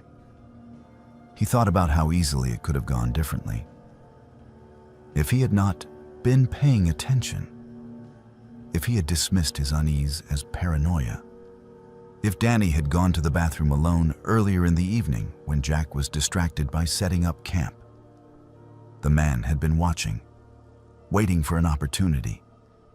And Jack had arrived at that campground by pure chance, placing his brother directly in a predator's field of vision. Danny did not fully understand the danger he had been in until Jack explained it carefully, omitting the worst details, but making sure his brother understood why it was important to always be aware of surroundings, to trust his instincts about people who made him uncomfortable, and to never go anywhere isolated alone in public spaces. They never returned to that campground. Jack chose different locations for their subsequent camping trips, always checking the layout of bathroom facilities, always choosing sites where Danny would be visible the entire walk. The innocence of those family campgrounds had been permanently tainted by the knowledge of what could hide in plain sight. Predators who blended seamlessly into the wholesome atmosphere, waiting patiently for children to wander just far enough from safety. The case against Kessler expanded as more evidence was collected. Investigators found digital files on his laptop containing surveillance photos from dozens of campgrounds, images of children taken without their knowledge or their parents' consent. The notebook in his car revealed years of methodical planning, studying the patterns of families, identifying vulnerabilities in campground security, perfecting the appearance of a harmless middle-aged camper who attracted no suspicion. He was sentenced to 15 years in prison on multiple charges. But the detective privately told Jack that they believed Kessler had successfully abducted at least 2 children over the years, though they could not prove it conclusively. Those families would never have closure. Those children were simply gone, vanished from campground bathrooms while their parents sat 100 yards away, believing their children were safe in a supervised public area. Jack thinks about that often. How safety is an illusion we construct to make the world feel manageable. How predators understand that illusion and exploit it, positioning themselves in the spaces where we have let our guard down. How a camping trip, that quintessential wholesome family activity, can become a hunting ground for those who prey on the vulnerable. He still camps with Danny, but the experience is forever changed. He never relaxes completely. He always watches. And when he sees someone sitting alone at a campsite with no gear, facing the bathrooms with that peculiar stillness that suggests waiting rather than resting, he calls the Rangers immediately. Because he knows now that sometimes the most dangerous predators are the ones who look utterly ordinary, sitting patiently in plain sight, counting on everyone's reluctance to acknowledge that such evil could exist in such wholesome surroundings. Henry had been guiding wilderness treks for nearly 12 years, accumulating enough experience to handle almost any situation the backcountry could throw at him. He specialized in extended expeditions into remote areas where most tourists never ventured, places that required technical skills, physical endurance, and the kind of judgment that kept groups safe when they were days away from help. His reputation was solid enough that clients would specifically request him when booking trips through the outfitter company he worked for. The April trek into Yellowstone's most remote territory was supposed to be routine. 5 days, 4 clients, a circular route through the thoroughfare region that would cover nearly 40 miles of pristine wilderness. The group was small but experienced. 2 brothers from Colorado who backpacked regularly, a retired geologist who wanted to see the backcountry geology, and a photographer hoping to capture early spring landscapes. They were all prepared for the conditions. Snow still blanketed much of the high country, and temperatures at night would drop below freezing. They set out on a Tuesday morning under clear skies, hiking through forests still dormant from winter. The trail was well marked initially, but as they moved deeper into the wilderness, the markers became less frequent. This was intentional. The Park Service maintained minimal infrastructure in the thoroughfare to preserve its wild character. Henry navigated by GPS, topographic maps, and landmarks he had memorized from previous trips. On the second day, they discovered the first abandoned camp. It appeared suddenly as they crested a ridge overlooking a small meadow. A tent, still standing but with its door hanging open, sat in the center of the clearing. Gear was scattered around it in a pattern that suggested chaos rather than organization. Henry held up his hand to stop the group while he surveyed the scene. "Stay here," he told them, then approached the camp carefully. The tent was a North Face model, expensive and relatively new. Inside, he found a sleeping bag partially unzipped, a backpack with food still packed, and personal items scattered on the tent floor. But no person, he called out several times, his voice echoing across the meadow. No response. What disturbed him most were the tracks. Fresh boot prints led away from the tent toward the tree line, clearly visible in the patches of snow. But after about 30 feet, they simply stopped. not faded or obscured, but ended abruptly as if the person making them had vanished mid-stride. Henry photographed the scene and used his satellite phone to call park dispatch. He reported the location and described what they had found. The dispatcher promised to send rangers to investigate and asked Henry to continue his planned route unless he felt the situation posed immediate danger to his group. Henry agreed, though unease settled over him like a cold fog. They hiked for another 6 hours before making camp. The group was subdued, the abandoned tent weighing on everyone's mind. Henry tried to maintain a normal atmosphere, cooking dinner and telling stories about previous trips, but the effort felt forced. On the third day, they found another camp. This one was 5 miles from the first, in a completely different drainage, but the setup was eerily identical. Same brand of tent, same scattered gear pattern, same fresh boot prints leading away into nothing. Henry felt his skin prickle. This was beyond coincidence. He examined the campsite more carefully this time. The boot prints were the same size and tread pattern as the first site. Identical, as if made by the same person or the same boots. But that made no sense. The camps were separated by difficult terrain and a significant elevation change. No one could have moved between them and set up identical scenes in the time frame the evidence suggested. The geologist in their group, a man named Dr. Patterson, helped Henry document everything. They took measurements, photographs, GPS coordinates. Patterson examined the boot prints with professional interest and confirmed what Henry already suspected. They were not just similar. They were identical in every detail, as if someone had made one set of prints and then somehow duplicated them perfectly at a second location. That night, Henry barely slept. He lay in his tent listening to the wind move through the pines, his mind working through possibilities and finding none that made sense. In the morning, he called park dispatch again with an update. The dispatcher sounded genuinely concerned and promised that rangers were mobilizing a search effort. She asked if Henry wanted to abort his trip and return to the trailhead. He conferred with his clients and they agreed to continue. They were already more than halfway through the circuit, and returning would actually take longer than completing the planned route. On the fourth day, they found a third camp. This time, there was still a fire smoldering in the ring. Coals glowed red beneath ash, suggesting someone had been there within the past few hours. Food was cooking on a grate, a pot of what looked like dehydrated stew sitting over the heat. Steam rose from it. The tent door was closed but unzipped. Henry's heart hammered as he approached. He called out louder than before. "Hello, is anyone here? We are not a threat. We found your other camps and reported them to park rangers. Do you need help?" Silence. He looked back at his group, who stood in a tight cluster at the edge of the clearing, all of them visibly frightened now.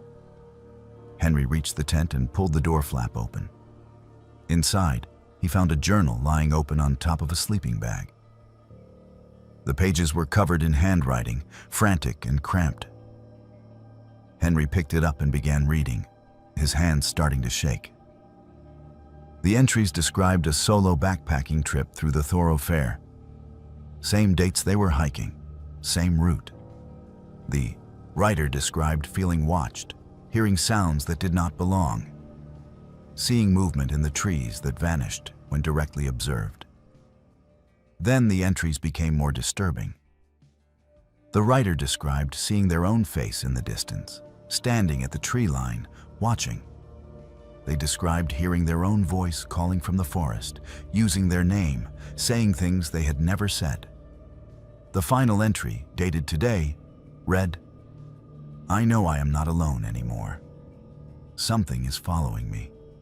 Something that looks like me. I see it every night now, standing just outside the firelight. It is learning. It is getting closer. I tried to leave, but found myself setting up camp again with no memory of deciding to do so. I think I have been here before. I think this has happened before. The camps I keep finding are mine. All of them. Different versions of me, trapped in this loop. If you are reading this, run. Get out of the thoroughfare. Do not let it see you. Do not let it learn your face. Henry lowered the journal, his mind reeling. He heard one of his clients gasp behind him and turned to see what had caught their attention. At the edge of the clearing, a figure stood watching them. For a moment, Henry thought it was another hiker. Then his brain processed what he was seeing, and his blood turned to ice. The figure was him. Same height, same build, same clothing down to the specific jacket and pack he was wearing. Same face. It was Henry, standing 50 feet away, staring at him with an expression that was not quite right. Too blank, too still, like a mask of his face rather than his actual face. They locked eyes across the clearing. The double raised one hand in a slow wave. The gesture was deliberate, mechanical, as if performed by someone who had observed waving but did not truly understand its purpose. "Run," Henry whispered to his group. Then louder, "Run!" They ran, crashed through the forest, abandoning any pretense of following trails or maintaining formation. Pure panic drove them, branches whipping at their faces, snow and mud splashing up from their boots. Henry risked one look back and saw the double following, not running, but walking with that same mechanical precision, matching their pace exactly despite the terrain. They ran until their lungs burned and their legs threatened to give out. When they finally stopped, gasping for breath in a narrow ravine, the double was gone. But Henry knew with absolute certainty that it was still there, somewhere in the forest, learning, watching, waiting. They hiked through the night, navigation be damned, focused only on putting distance between themselves and whatever they had encountered. They reached a ranger station at dawn, stumbling out of the trees like refugees from a war zone. Henry tried to explain what they had seen, but the words sounded insane, even to him. Park rangers organized a search operation that lasted 3 weeks. They found 7 abandoned campsites, arranged in a rough circle within, a 10-mile radius of where Henry had seen his double. All identical. All with the same boot prints leading nowhere. The journal Henry had found disappeared from evidence, later reported as misplaced during processing. No official explanation was ever provided for the campsites or the tracks. Henry stopped guiding in that region. He still works as a wilderness guide, but he refuses trips into the thoroughfare. 2 years after the incident, he received a call from a park ranger he had never met. The ranger had found a campsite with Henry's name on the gear tags. Sleeping bag, backpack, even personal items with his initials. But Henry was home in Montana, 800 miles away. The ranger sent photos. The gear was identical to what Henry owned, down to specific wear patterns and repairs. The thoroughfare region was quietly closed to overnight camping shortly after. The official reason cited was wildlife management and habitat protection. But rangers who work the area know the real reason. They tell stories in hushed voices about the place where reality folds back on itself. Where something lives that can mirror you perfectly, learn your patterns, become you. They say 7 hikers have vanished there since the 1970s, and their gear is always found arranged in camps that form perfect circles, as if marking the boundary of something that should not be crossed. Henry does not talk about that trip anymore. When pressed, he will only say that some places exist outside the rules that govern normal reality, and that the wilderness holds phenomena we were never meant to understand. He warns other guides to trust their instincts. If a place feels wrong, if you see something that should not be possible, if you encounter your own face staring back at you from the tree line, do not try to rationalize it. Do not try to understand it. Just run. And do not stop running until you are back in the world where cause and effect still function the way they should. Because in places like the thoroughfare, those rules do not always apply, and something there has learned to watch, to copy, to become. Whatever it takes from you, you will never get back. And somewhere in that vast wilderness, versions of those who stayed too long still walk, trapped in loops they can never escape, setting up camps they will abandon, following trails that lead nowhere, forever searching for an exit that exists in their memory, but not in their reality. Hello everyone, welcome back to Buried Files. Tonight we bring you 7 deeply disturbing true Christmas horror stories that will shatter the illusion of safety we associate with the most wonderful time of the year. These are not fictional tales designed for entertainment, but genuine accounts from individuals who discovered that darkness does not take a holiday. And sometimes, the most terrifying moments occur when we are supposed to feel most secure. Each story has been gathered from first-hand testimonials, corroborated through witness statements, and verified against documented incidents.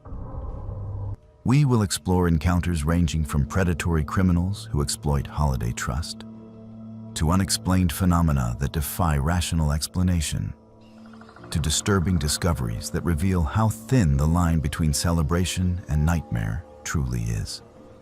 The Christmas season, with its traditions of welcoming strangers and lowering our guard, creates unique opportunities for horror to enter our lives. If you appreciate authentic horror content that confronts the genuine darkness lurking beneath festive lights and forced cheer, subscribe to Buried Files and activate the notification bell so you never miss our investigations into real terror. After you hear these harrowing accounts, share your own disturbing holiday experiences in the comments below. Now prepare yourself as we unwrap 7 Christmas stories that were never meant to be told around the fireplace.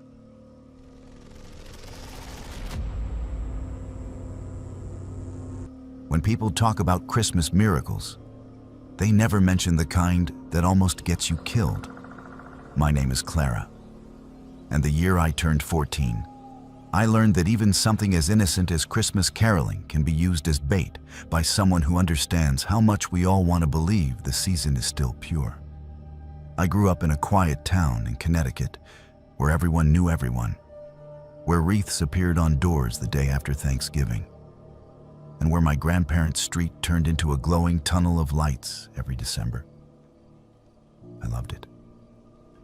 I loved the candles in the windows, the smell of wood smoke, the way sound seemed softer when the snow fell. I honestly believed Christmas was the one time of year when nothing truly bad could happen. My grandparents had a tradition they never missed. Every Christmas Eve, after dinner, they would turn the TV off, make hot chocolate, and sit in the living room waiting for the carolers.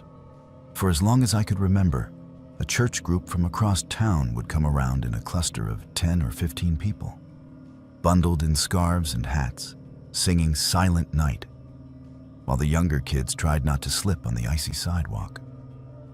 My grandmother would always say the same thing.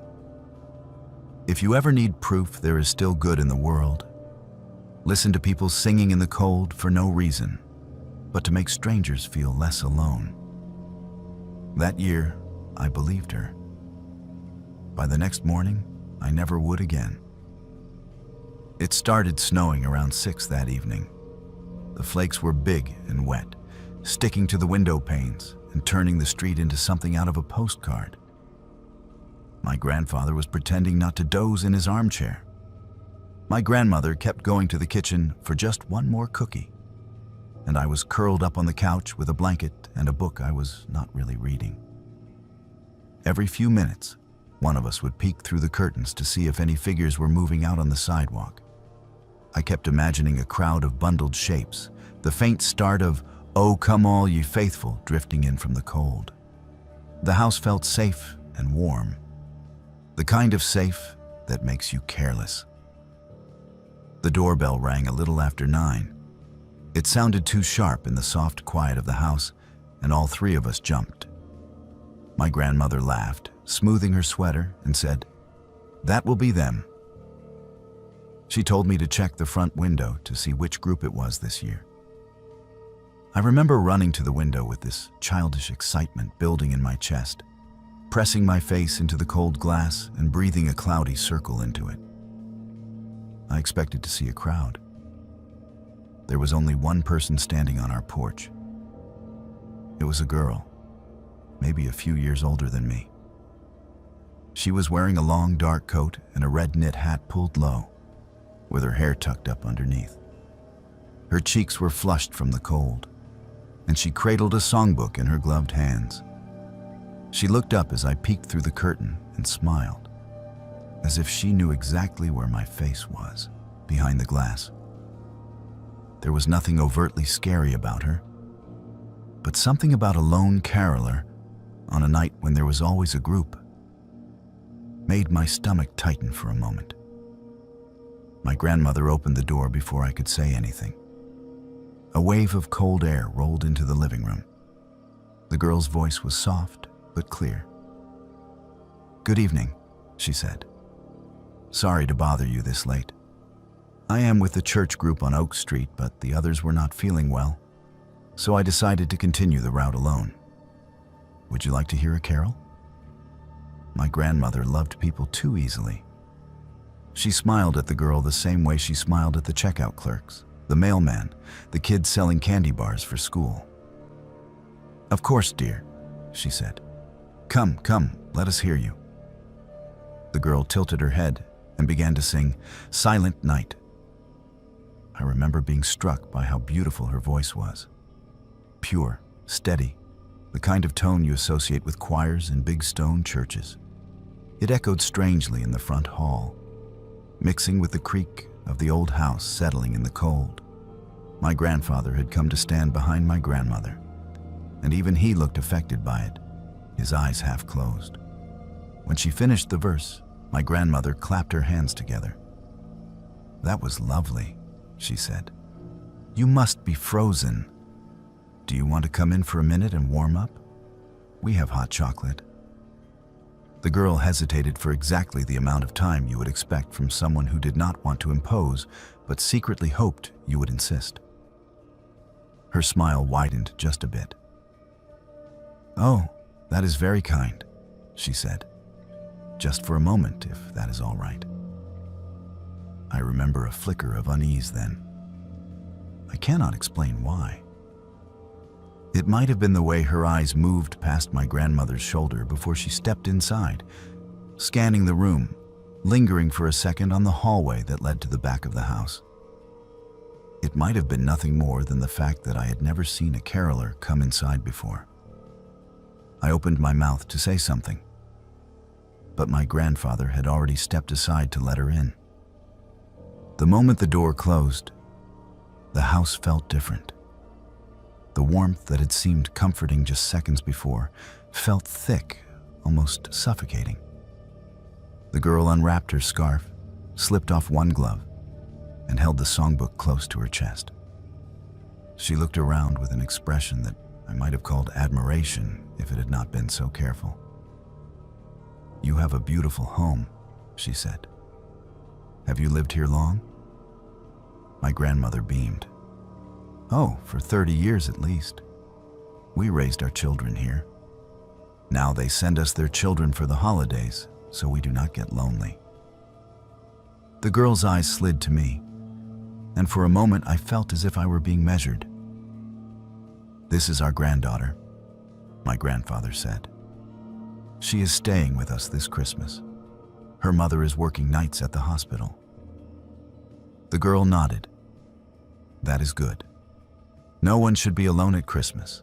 There was something off in the way she said it, a strange emphasis, like it was less a sentiment and more an observation. My grandmother put a hand on my shoulder and told me to pour the guest a mug of hot chocolate. I went to the kitchen, pretending not to hurry. As soon as I was out of sight, I stopped and listened. The girl lowered her voice, but I could still hear snatches of it. "Always wanted to see inside this house. Here it is one of the oldest on the street." My grandfather chuckled. "Old, yes. The basement is older than the rest." but it is solid. "Basement?" the girl said. "Is that the door down there?" I leaned just far enough to see into the hall. Her gaze was fixed on the narrow door at the end of the corridor, the one that led to the basement steps. My grandparents kept it locked. Always. I never questioned that before. My grandmother called my name, and I forced myself to fill the mug, to bring it back, to act normal. The girl accepted it with a murmur of thanks. But she did not drink. She just cradled it, letting the steam rise against her face, her eyes still wandering around, as if she were mapping the place. "How much longer until your group finishes?" my grandfather asked. "Not long," she said. "They might catch up any minute." There were no other voices outside. The street was completely silent. After a few minutes of small talk, the girl asked if she could use the bathroom. My grandmother pointed her down the hall to the left, just before the basement door. The girl smiled, set the untouched mug on a side table, and walked away. The sound of her footsteps faded. The house grew quiet again. Too quiet. I realized I had not heard the bathroom door close. I told myself I was being silly, that I had just missed it, that there was nothing strange about a teenage girl needing to pee after walking around in the cold. But the longer it stayed silent, the more the hairs on the back of my neck lifted. My grandmother went to collect the empty mugs in the kitchen. My grandfather sat back down in his chair with a sigh. I stood in the middle of the living room, listening so hard my ears rang. Finally, I could not stand it. I walked to the hall, trying to act casual in case she stepped out and saw me. The bathroom door was open. The light was off. The basement door was slightly ajar. We never left that door open. I knew that as surely as I knew my own name. I stopped a few feet away, my heart pounding in my throat. Cold air, somehow colder than the draft from the front door, seemed to seep up from the gap. I could not hear anything from below, but I felt something, a presence, the sensation of being watched from a dark place. "Grandma?" I called, my voice sharper than I intended. "Where did she go?" My grandmother appeared behind me, wiping her hands on a dish towel. She followed my gaze, and for the first time that night, I saw something like fear on her face. "Your grandfather locked that," she said. "I saw him do it after he checked the furnace this afternoon." She reached out and pushed the door. It swung inward with a soft creak.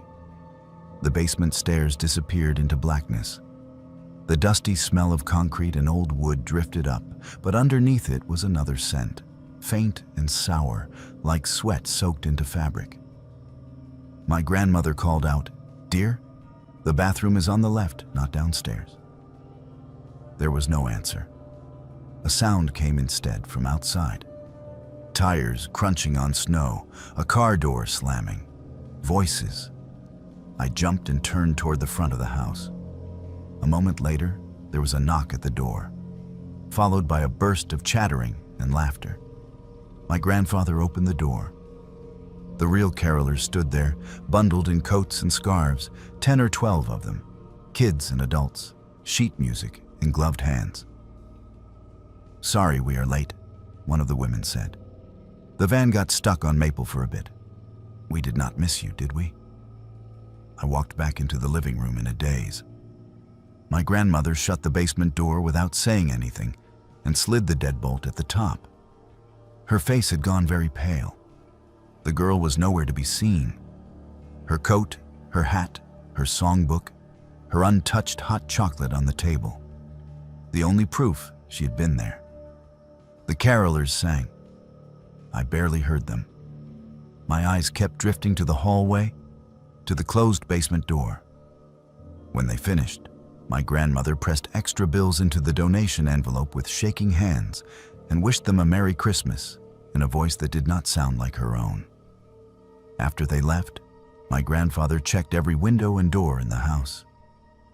The bathroom window was unlocked and open an inch, snow starting to blow in onto the sill. The paint around the latch was chipped in a way it had not been that afternoon.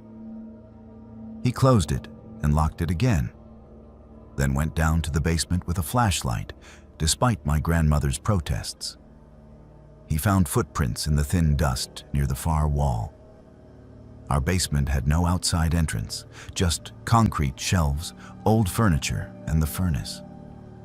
But in the corner, beside the old workbench, some of the cinder blocks looked newer, the mortar fresher. He knocked on them and heard a hollow echo.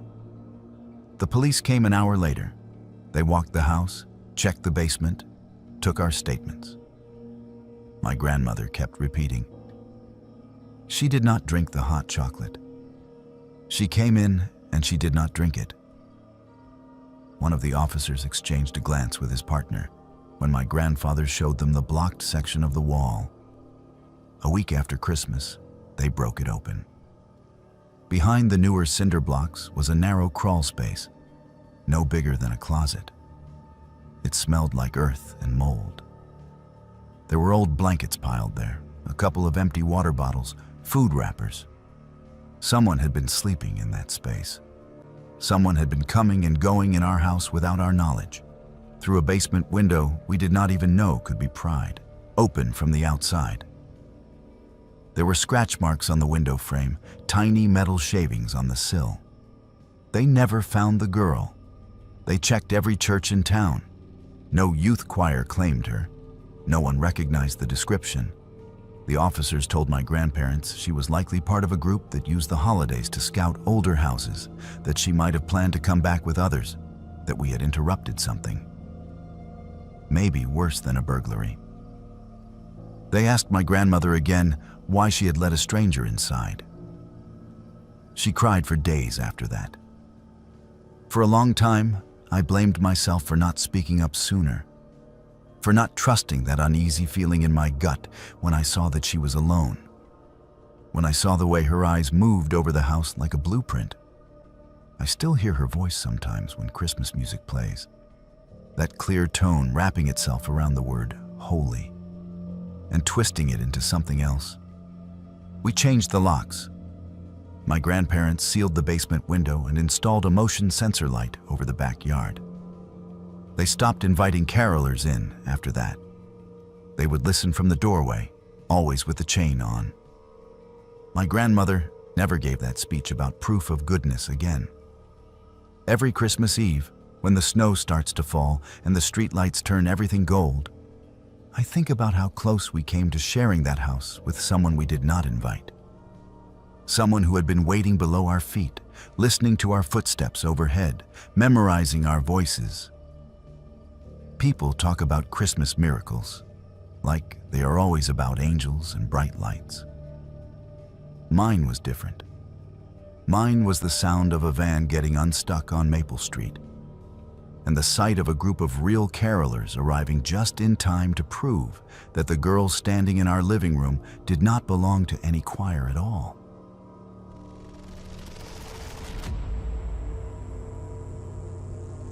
I inherited my great-aunt Ophelia's estate in December of 2015, and I wish to God I had let it rot instead. The lawyers called me out of the blue on a Tuesday afternoon, saying a distant relative had passed and named me sole heir to her property in rural Vermont. I barely remembered Ophelia. She was my grandmother's older sister, someone whispered about at family gatherings but never really discussed. The few times I asked about her, my grandmother would get this tight look around her mouth and change the subject.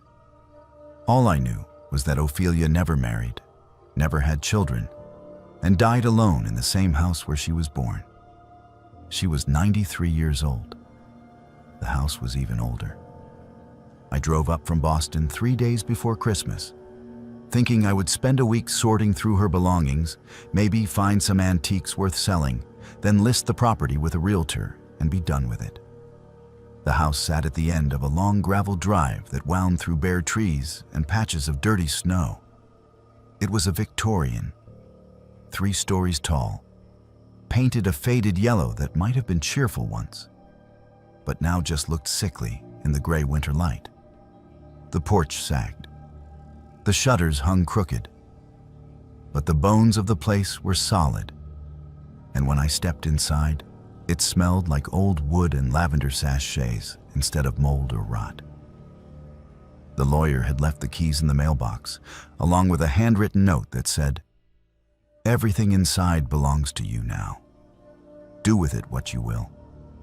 I walked through rooms filled with furniture draped in white sheets, shelves packed with books whose spines had faded to nothing, and boxes stacked in corners like someone had been meaning to organize them for decades and never got around to it. It felt like a museum. It felt like a mausoleum. But it did not feel dangerous, not at first. I set up in one of the second-floor bedrooms, the one that looked like it had been a guest room at some point. There was a bed with a brass frame, a dresser with a cracked mirror, and a window that looked out over the backyard where snow was starting to fall again. I made myself coffee in the ancient kitchen and started going through boxes, sorting things into piles. Keep, donate, trash. Most of it was trash. Old magazines from the 70s, receipts for things purchased half a century ago. Letters written in cramped handwriting I could not decipher. Then I found the photograph. It was in a wooden box tucked into the back of a closet on the first floor, wrapped in yellowed tissue paper. The frame was ornate, carved dark wood with floral details, heavy in my hands. The photograph itself was large, maybe 10 by 12 inches, and so clear it could have been taken yesterday, if not for the clothing. It showed a Victorian family gathered around a Christmas tree in what I recognized as the parlor of this very house. There were 7 people. A stern-looking man with a thick mustache, a woman in a high-collared dress, 4 children in their Sunday best, and in the background, half hidden behind the tree, a 7th figure. That figure was blurred, not like the camera had moved, but like the person themselves was vibrating, out of sync with the rest of the image. I could not make out a face, just a vague shape, human-sized, standing in the shadows near the doorway. Everyone else in the photograph was perfectly sharp. I turned the frame over. On the back, written in faded ink, it said, "Christmas 1891, the Hartwell family." I should have put it back. I should have left it in the box and forgotten about it. Instead, I brought it upstairs and set it on the dresser in my room, propped against the mirror. I told myself it was interesting, a piece of history, maybe worth something. But the truth is, I could not stop looking at it. That blurred figure pulled at my attention like a loose thread I wanted to tug. That night, I lay in bed staring at the photograph in the dim light from the hallway. The figure seemed darker than it had in the afternoon, more defined somehow, though that made no sense. I convinced myself it was a trick of the shadows and forced myself to sleep. The next morning, I woke up, made coffee, and passed the dresser on my way to the bathroom. I glanced at the photograph. The blurred figure had moved. I froze mid-step, my heart lurching. It was not in the background anymore. It was closer to the family, standing just behind the smallest child, a little girl with ringlets and a lace collar. The blur was still there, but the shape had shifted. I grabbed the frame and brought it close to my face, searching for some explanation. A crack in the glass, a smudge, a trick of the light. There was nothing. The glass was clean. The image was exactly as it had been, except for that one figure. I told myself I was remembering it wrong. People do that all the time, misremember details, especially in old photographs where everything starts to look the same after a while.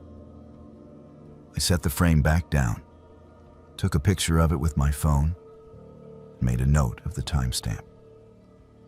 If it moved again, I would have proof I was not losing my mind. The next day, December 23rd, I compared the photo on my phone to the one on the dresser. The figure had moved again. Now it stood directly behind the father, the tall man with the mustache. I could see the outline of shoulders, the suggestion of a head tilted at an unnatural angle. My hand started shaking. I took another picture. I did not know what else to do.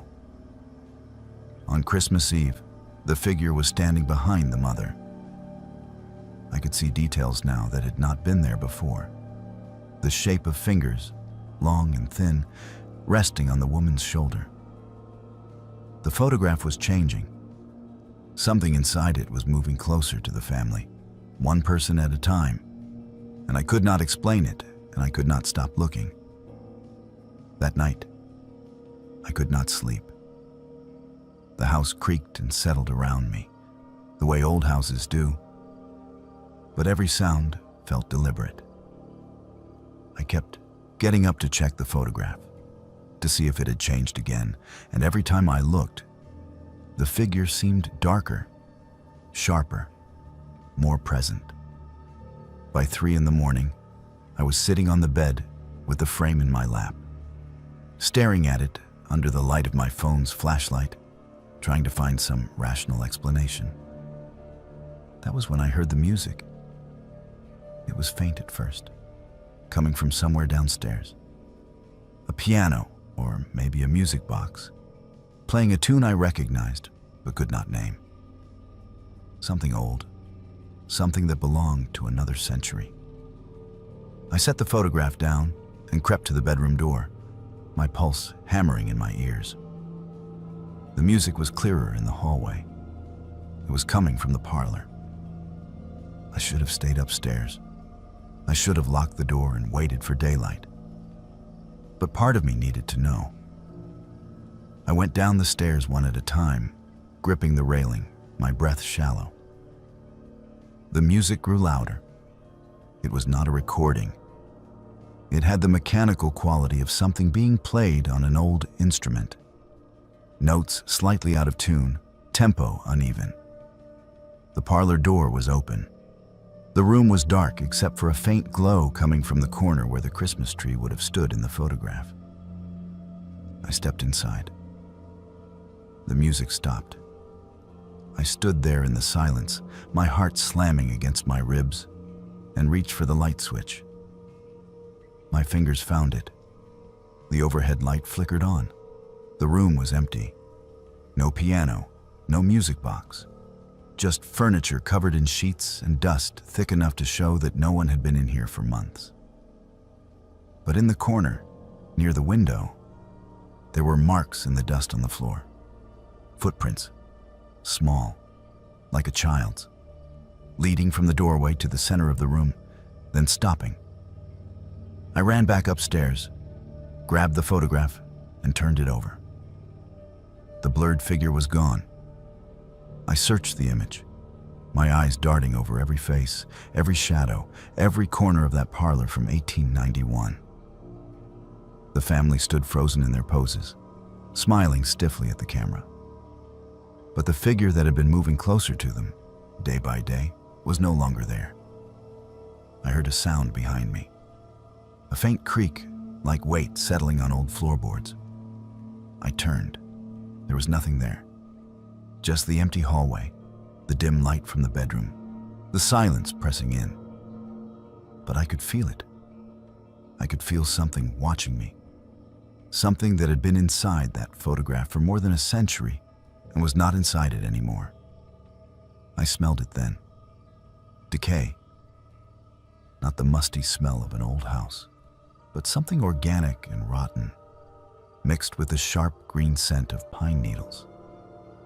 Christmas and death wound together. I did not pack. I dropped the photograph, left it lying face down on the floor, and walked out of that house with nothing but my phone and my keys. I got in my car and drove back to Boston without stopping, without looking back, my hands shaking so badly I could barely grip the wheel.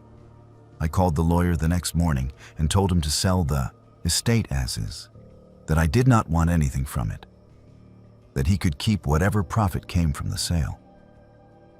He tried to talk me out of it, said the house and contents were worth a significant amount. But I did not care. I told him I would sign whatever he needed me to sign, but I was never going back. He called me 2 weeks later. The house had sold to a couple from New York looking for a vacation property. They loved it. They thought it had character. He said they were planning to spend their first Christmas there next year. I did not tell him what I knew. I did not warn them. What would I even say? That a photograph had moved? That I heard music and smelled death? They would think I was insane. I searched for information about Ophelia after that. I wanted to know why she had stayed in that house for 93 years, why she never left, why my grandmother refused to talk about her.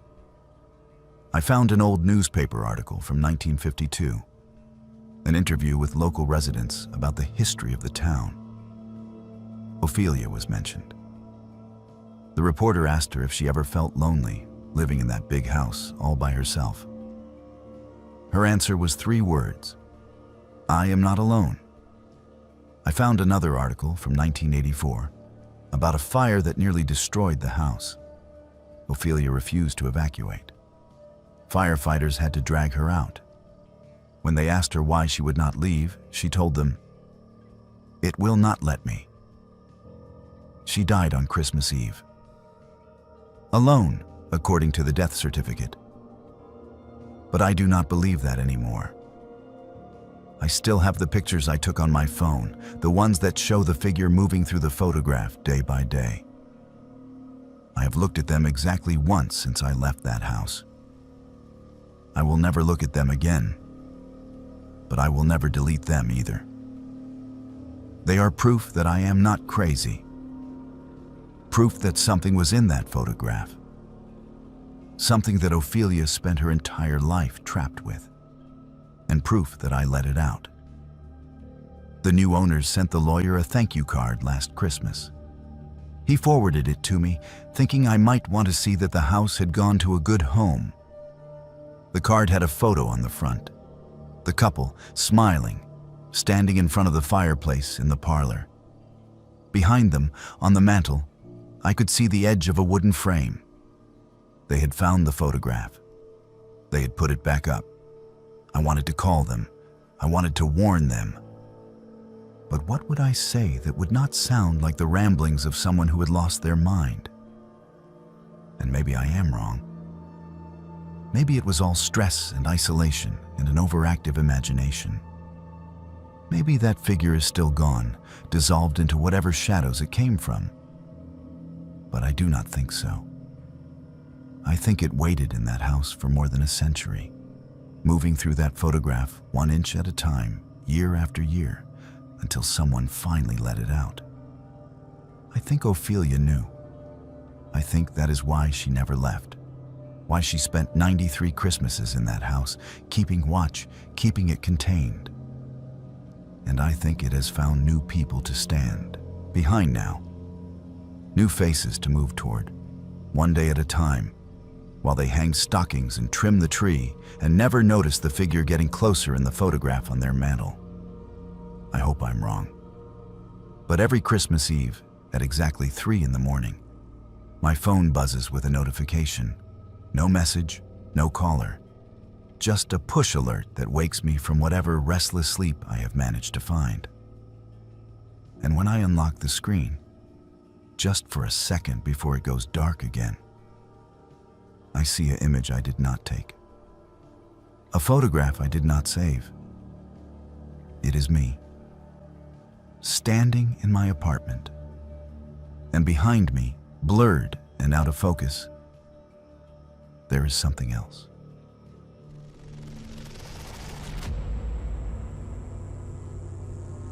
My boyfriend Miles and I thought a remote Christmas getaway sounded romantic, the kind of thing you see in movies where couples reconnect away from the noise of the world. We had been together for 2 years, and things had gotten stale in that way relationships do when you stop trying. We worked too much. We scrolled through our phones instead of talking. We needed something to shake us out of the routine, and a week in the mountains before Christmas seemed like the perfect solution. Miles found the listing online. A restored lodge deep in the Appalachian wilderness. No neighbors for miles. Nothing but forest and silence. The photos showed exposed beams, a stone fireplace, wide windows looking out over snow-covered pines.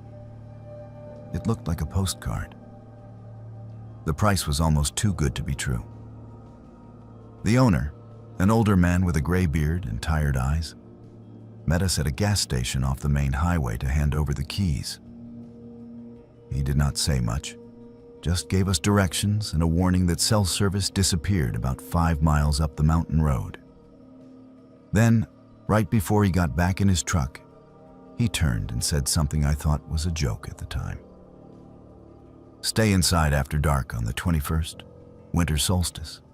The locals take it seriously up here. Miles laughed and said we would keep that in mind. I smiled and nodded, but something about the way the man said it, flat and matter-of-fact, made my stomach tighten. He did not smile back. He just drove away, leaving us standing in the parking lot with a keyring and a hand-drawn map. The first few days were perfect. We hiked through the woods, made fires in the evenings, cooked simple meals, and talked more than we had in months. The lodge was beautiful, all wood and warmth, and the silence was so complete it felt like the rest of the world had disappeared. On the third day, we went on a longer hike, following a trail that wound up through dense forest. That was when we found the symbols. They were carved into the trees, deep cuts that had scarred over with age. Circles, spirals, shapes that looked almost like letters but were not any alphabet I recognized. There were dozens of them, scattered along the trail, some fresh enough that sap still bled from the cuts. Miles thought they were fascinating. He took pictures, zoomed in on the details, talked about how it was probably some kind of folk art. I wanted to turn back. Something about those symbols felt wrong, like a warning we were ignoring. We kept hiking. We found more symbols the further we went, and then we found the clearing. It was a perfect circle, maybe 50 feet across, ringed by stones that had been placed deliberately, evenly spaced. In the center was a post driven into the ground, charred black, with bits of rope still tied around it. The ground was packed dirt, no snow, no grass, nothing growing. It looked like a place where things had been burned. Miles wanted to explore. I wanted to leave. We compromised by staying only a few minutes, long enough for him to take more pictures, and then we hiked back to the lodge. That night, I could not shake the image of that clearing. The way it felt empty and full at the same time, like something invisible was standing there, watching us. December 21st arrived faster than I expected. Winter solstice, the shortest day of the year. Miles had forgotten the owner's warning entirely, but I had not. I kept thinking about it as the afternoon faded into evening, as the light outside turned gray and then black. By 6, it was fully dark. By 7, I was standing at the window, looking out into the forest, feeling like something was about to happen. That was when we heard the chanting. It started faint, so faint I thought I was imagining it, a low rhythmic sound carried on the wind. Miles heard it too. He got up from the couch and joined me at the window, his face pressed close to the glass. The sound grew louder. Voices, dozens of them, moving through the trees. Then we saw the lights, torches, a long line of them, winding through the forest like a glowing snake. The flames reflected off the snow, turning the woods orange and red. We watched as the procession moved closer, and I realized they were heading toward the clearing we had found. Miles grabbed his phone to record, but the screen would not turn on. Dead, completely drained. even though it had been at 70% an hour ago. Mine was the same. No power, no signal. No way to call anyone or document what we were seeing. The figures reached the clearing. We could see them now, at least their shapes. Dark silhouettes in robes with hoods that hid their faces. They formed a circle around the stones, their torches held high, and the chanting grew louder. Words I did not recognize in a rhythm that made my teeth ache. One of them stepped into the center and placed something on the post, something with antlers, a deer skull crowned with bone. Miles whispered that we should go closer, that we could see better from the ridge. I told him absolutely not, that we needed to lock the doors and stay inside. He argued. He said it was probably just some local tradition, some harmless solstice celebration, and we were being paranoid. I told him the owner warned us. I told him those symbols in the woods were not for decoration. We were still arguing when the chanting stopped. The silence that followed was worse than the noise. It was the kind of silence that meant something had hurt us. The figures in the clearing stood frozen, their torches flickering. And then, as one, they turned toward the lodge. I grabbed Miles by the arm and pulled him away from the window. I do not know if they saw us, but I was not going to wait to find out. We moved through the lodge, turning off every light, pulling every curtain, locking every door and window. The chanting started again, but this time it was closer. Much closer. They were coming toward the house. I could hear footsteps now. The crunch of boots on snow, the murmur of voices speaking in that strange rhythm. Miles was breathing hard, his face pale, all his curiosity gone. We crouched in the kitchen, away from the windows, and listened as the sounds surrounded the lodge. They were everywhere, circling us. Then I heard my name. Not shouted, whispered. Dozens of voices, all saying my name in unison, drawn out and wrong like they were tasting it. Miles heard it too. He looked at me, his eyes wide and mouthed, "How do they know?" I did not have an answer. We had not told anyone in town our names. We had barely spoken to anyone except the owner. But they knew. They were calling me over and over, a chant within a chant. The footsteps stopped at the doors, at the windows. I could hear something scraping against the wood, a soft, dragging sound, deliberate and slow. Then something hit the door. Not a knock, but a thud, like someone had leaned their full weight against it. The hinges creaked. Miles started to cry. I held his hand and tried not to make a sound. The scraping continued for hours. The chanting never stopped. At some point, I realized they were placing things against the house, objects I could hear but not see, dragging them across the porch, stacking them against the walls. The smell of smoke began to seep through the cracks. Not wood smoke, but something organic, something that made my eyes water. I do not remember when I fell asleep. Exhaustion took over, or maybe my mind just shut down to protect itself. When I opened my eyes again, it was dawn. The gray light of morning filtered through gaps in the curtains. The house was silent. Miles was already awake, sitting with his back against the kitchen cabinets, staring at nothing. Neither of us spoke. We waited another hour, listening before we finally worked up the courage to look outside. The clearing was empty. The torches were gone. But the lodge was surrounded. They had built structures against every door and window, woven frames made from branches and bone, tied together with dried grass and sinew. Symbols were scratched into the wood siding, the same symbols we had seen in the forest, covering every surface. And hanging from the eaves, swaying slightly in the breeze, were bundles of holly and bone, twisted into shapes that looked almost like dolls. Our truck tires had been slashed, all four of them, cut so deeply the rims had sunk into the gravel. We did not talk about what to do. We just started walking. 8 miles down the mountain road, stumbling through snow, jumping at every sound. The sun was high by the time we reached the gas station. The owner was there, sitting behind the counter, and when he saw us, he did not look surprised. "You stayed inside, did not you?" he said. I nodded. Miles could not speak. "Good," the owner said. "That is why you are still here." He drove us back to town without another word.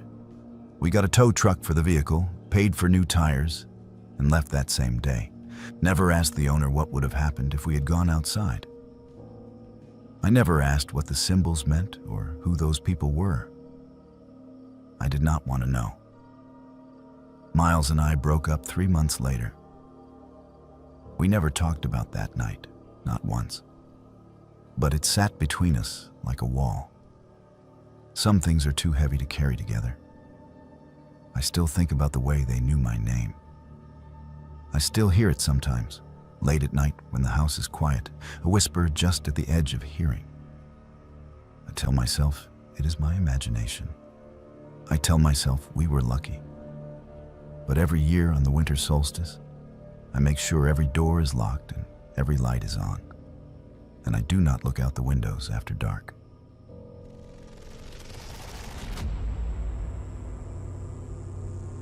I took a seasonal job as an elf at the mall in December 2012, desperate for money to cover spring semester tuition.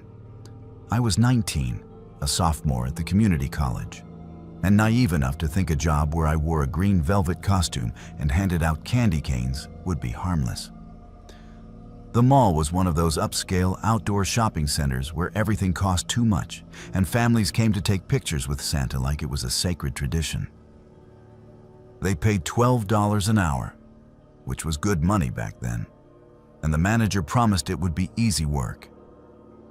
She was right about the easy part. What she did not mention was the Santa. His name was Jonathan, and he was beloved. Families requested him by name.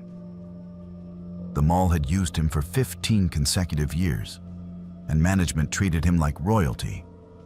He had his own dressing room, his own reserved parking spot, and a contract that apparently gave him approval over which elves he worked with. He was in his mid-50s, tall and broad-shouldered, with real white hair and a real white beard. He did not need much padding. When he put on the red suit, he looked exactly like the Santa from every Christmas movie, right down to the twinkle in his blue eyes. Parents loved him. Kids loved him.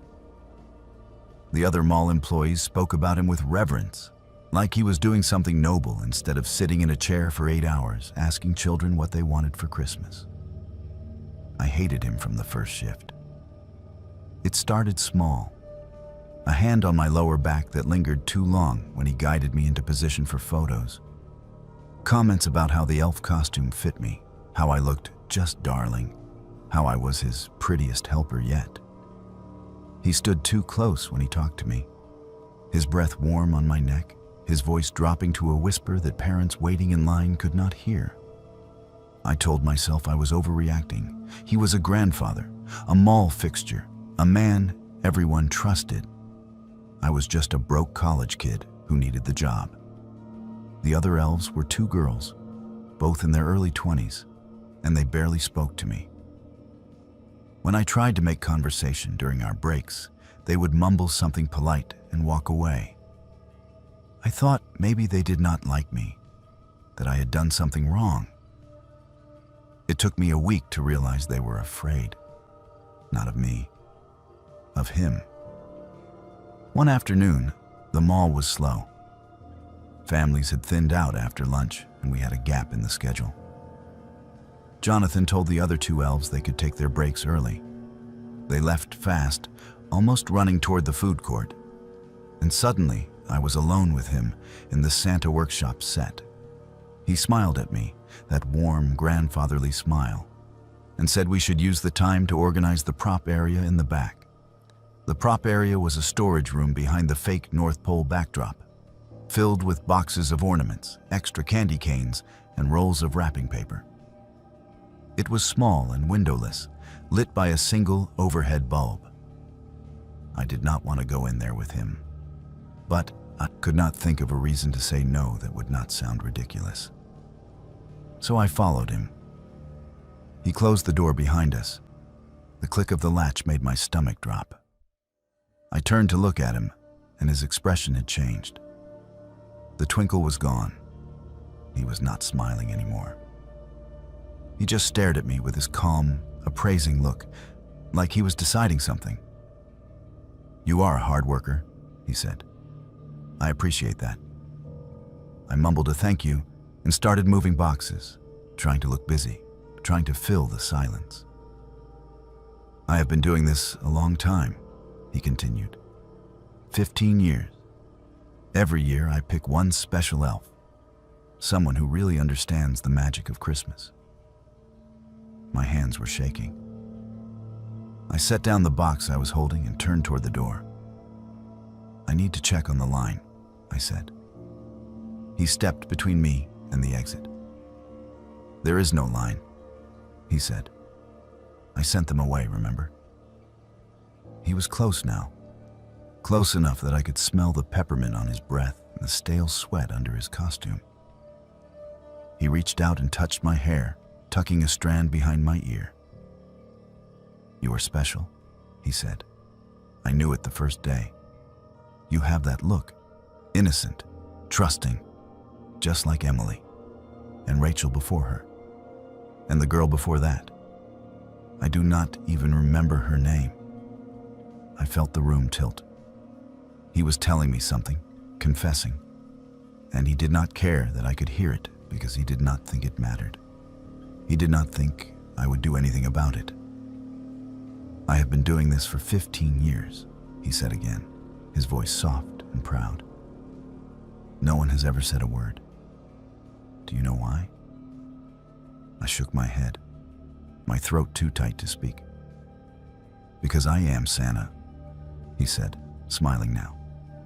"I bring in $50,000 in photo revenue every season. I am the reason families come to this mall instead of the one across town. Management knows that. They protect me. So even if you tried to say something, even if you ran out there right now and screamed, no one would believe you. I am a grandfather. I volunteer at the children's hospital. I have awards." He leaned closer, his hand sliding to my shoulder. "So, why do we not just make this easy?" he said. "You are my special elf this year. That is an honor. Other girls have understood that. I do not know what I would have done if my body had not reacted on its own." The fear hit me so hard and so fast that my stomach twisted, and before I could stop it, I vomited. Not politely, not a little bit. I bent over and threw up everything I had eaten that day, right onto his black boots. He jumped back, cursing, his face twisted in disgust. The spell broke. He was not calm anymore. He was angry, furious, yelling about how disgusting I was, how I had ruined his costume. He unlocked the door and shoved it open, shouting for someone to bring him towels. I ran. I did not grab my coat. I did not clock out. I ran through the mall, still in my elf costume, and I did not stop until I was in my car with the doors locked. I tried to report him. I went to mall management the next day, told them everything he had said, everything he had implied. The manager listened with a tight smile and then told me Jonathan had already filed a complaint about me. He said I had made inappropriate advances toward him and that he had to reject me, which was why I got sick. Stress, he called it, embarrassment. They fired me. They said my behavior was unprofessional and that I was clearly not a good fit for a family-friendly environment. Jonathan stayed. He finished out the season. He came back the next year and the year after that. I started looking for the other girls. Emily, Rachel, the one whose name he could not remember. I found them through social media, through old employee directories, through sheer stubborn determination. It took me 6 months. But I found 8 of them. 8 girls over 10 years, all with the same story. All told they were lying, all dismissed because Jonathan was Santa, and Santa does not do things like that. We reported him together. 8 statements, all consistent, all detailed. The local news picked it up. The mall could not ignore it anymore, not with that much attention. They let him go. Quietly, no charges, no arrest. Just a termination and a settlement offer if we signed non-disclosure agreements. Most of the girls signed. They wanted it to be over. I did not. I refused the money, and I told anyone who would listen what had happened. The mall threatened to sue me for defamation. They said I was damaging their reputation. I told them to go ahead. They never did. Jonathan disappeared after that. I do not know where he went. I do not know if he found another mall, another Santa gig, another set of elves to choose from. I hope he did not.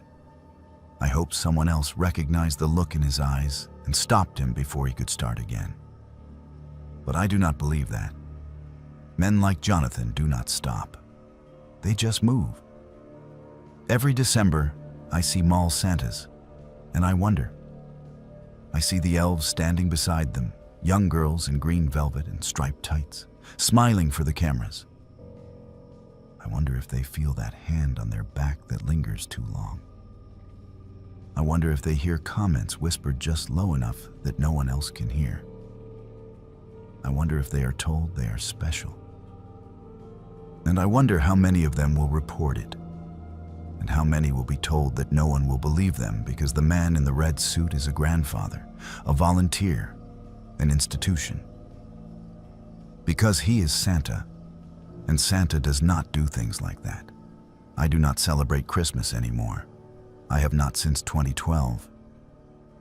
People ask me why, and I tell them I am just not in the spirit. They nod and say they understand that the holidays can be hard. They think I am talking about loneliness or family drama or something normal. I let them think that. It is easier than explaining that I cannot walk past a mall Santa without my hands shaking, that I cannot hear jingle bells without feeling sick, that I spent my 19th Christmas learning that the people we trust to protect children are often the same people who hurt them, and that no one wants to believe it because it ruins the magic. Jonathan took that from me.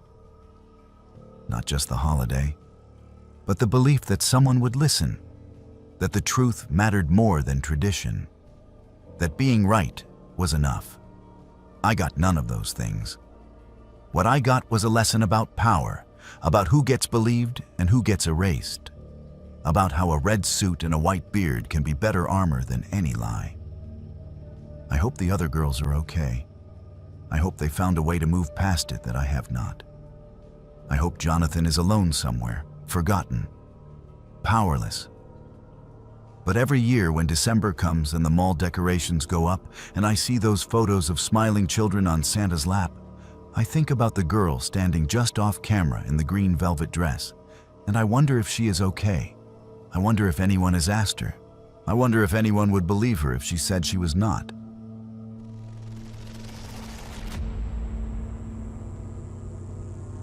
Our office Christmas party in 2017 had a secret Santa exchange, one of those mandatory fun activities that everyone pretends to enjoy, but secretly resents. I was 26, working at a mid-sized marketing firm in Philadelphia, and I had been there just over a year. Long enough to know most people's names, but not long enough to really know anyone. The party was at a rented event space downtown, open bar, catered food, the whole corporate celebration package. We were supposed to bring our secret Santa gifts wrapped and place them under the tree by 8. The exchange would happen at 9, right before the speeches and awards. I had drawn Eleanor's name. She worked in accounts, a quiet woman in her early 30s who kept to herself. I had maybe spoken to her 3 times in the entire year, short conversations about deadlines or meeting rooms, nothing personal. I did not know what she liked, so I bought her a candle from one of those expensive stores, something that smelled like vanilla and came in a glass jar with a ribbon. Safe, impersonal, exactly what you give to someone you do not know. I placed my gift under the tree when I arrived, grabbed a drink, and tried to blend into the background while my co-workers got progressively louder and drunker. At 9, our boss gathered everyone around for the exchange. We had done a number system. Everyone drew a number from a hat. And when your number was called, you picked a gift from under the tree. I was number 14. I waited through the first 13 people, watching them unwrap wine bottles and gift cards and those desk toys that are supposed to relieve stress. When my number was called, I walked to the tree and grabbed a medium-sized box wrapped in red paper with a silver bow. It was heavier than I expected. I brought it back to my spot, and everyone watched as I tore off the wrapping. Inside was a scrapbook. The cover was plain black leather, no title, no decoration. I opened it, expecting maybe some kind of office joke, a collection of memes or printouts from company emails. What I found instead made my hands go numb. The first page had a photo of me. Not a photo someone had taken at work or pulled from social media. A candid shot taken from a distance of me sitting in a coffee shop. I was looking down at my phone, unaware of the camera. I did not recognize the coffee shop at first, and then I did. It was the place 2 blocks from my apartment, the one I went to every Saturday morning. I turned the page. Another photo. Me leaving my building, wearing my gym clothes, headphones in. Another page. Me at the grocery store, reaching for something on a shelf. Another. Me on a date sitting across from someone at a restaurant, laughing. My heart started pounding. I flipped through the book faster. There were dozens of photos. Me walking my neighbor's dog. Me getting my mail. Me sitting on a bench in the park. Me through my apartment window, visible from the street, washing dishes, in my kitchen. Every photo had a caption written beneath it in neat handwriting. Dates, times, notes about what I was wearing, where I was going, who I was with. 7:42 a.m., coffee shop, black sweater, looked tired. 3:15 p.m., grocery store, bought wine, must be expecting someone. 9:30 p.m., kitchen, hair down, beautiful. Someone had been following me for months, taking pictures, writing notes, documenting my life. I looked up from the scrapbook, my vision blurring. The room had gone quiet. People were staring. Someone asked if I was okay. I could not answer. I held up the book, my hands shaking, and someone took it from me. I heard gasps, murmurs, the sound of pages turning. "What the hell is this?" someone said. Our HR director took the book, her face going pale as she flipped through it. She looked at me, then at the tree, then at the room full of people. "Who made this?" she said, her voice sharp. "This is not funny. Whoever did this needs to speak up right now." No one moved. No one said anything. The HR director checked the gift tag still attached to the wrapping paper. There was no name, just my number written in marker. She went to the sign-up sheet, the one where we had all written down who we drew for Secret Santa. My name was next to number 14. The person assigned to buy my gift was Eleanor. Every head in the room turned toward her. Eleanor was standing near the back, her face white, her eyes wide. She shook her head. "That was not me," she said. "I gave you a candle. I bought you a vanilla candle. I do not know what that is." "You were assigned to her," the HR director said. "I know," Eleanor said, her voice rising. "But I did not make that, I swear. I brought a candle. I put it under the tree this morning." Someone suggested checking the tree for another gift. We searched. There was no candle. No other gift with my number. Just the scrapbook. Eleanor excused herself to the bathroom. She was gone for a long time.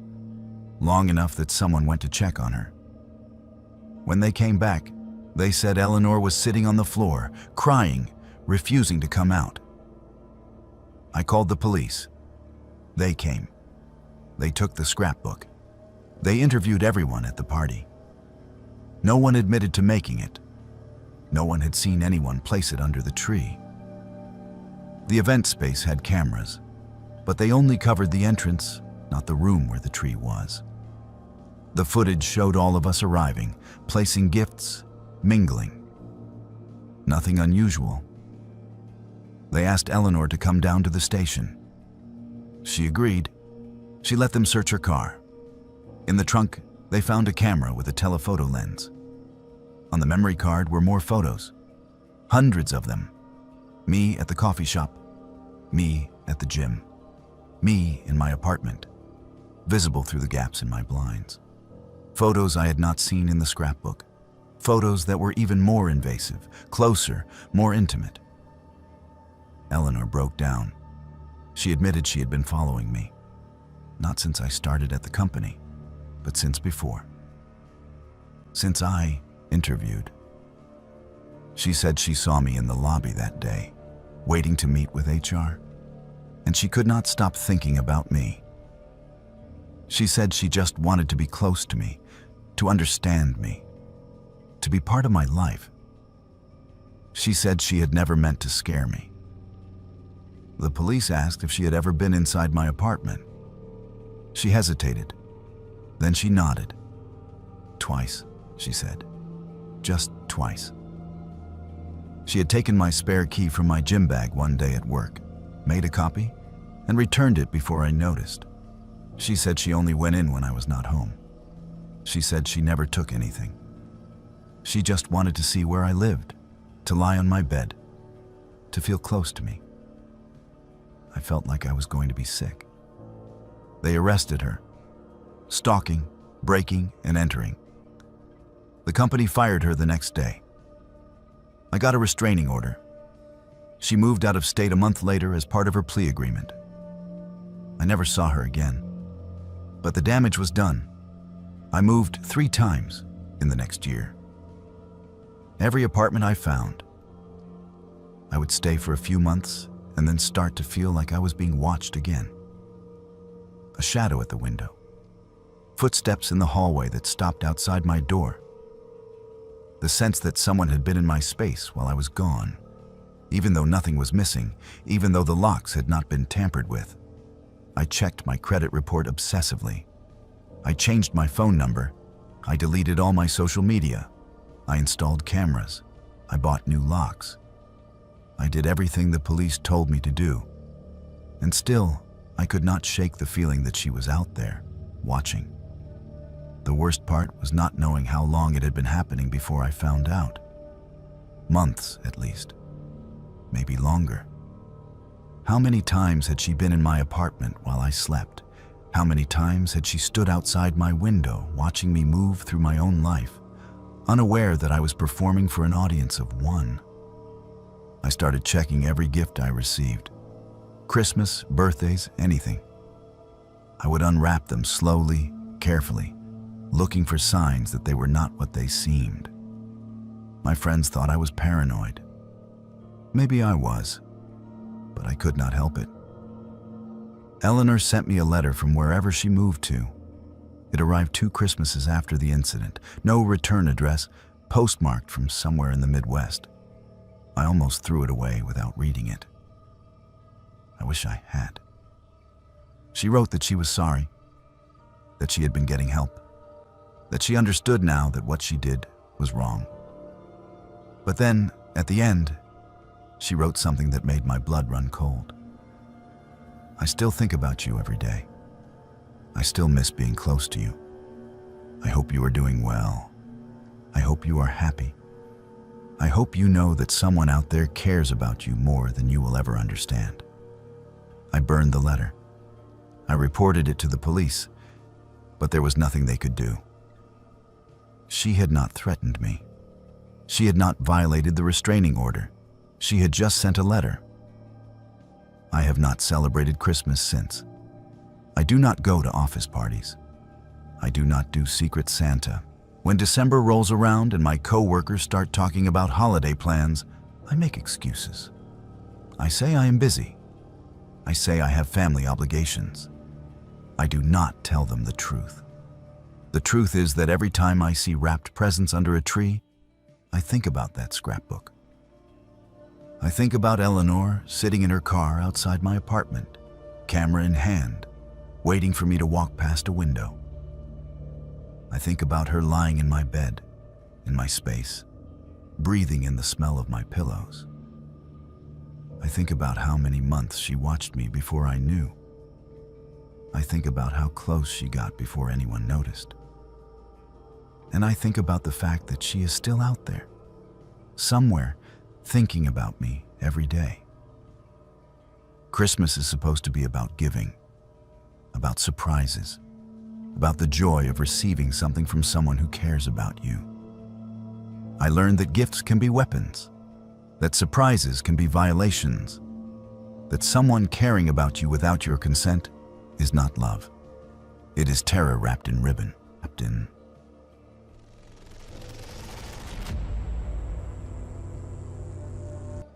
On Christmas morning 2009, every radio in our house started playing the same thing, and to this day, no one has been able to explain it. I was 16 years old, living with my parents and two younger sisters in a suburb outside of Richmond, Virginia. We were a normal family. We went to church sometimes. We argued about chores.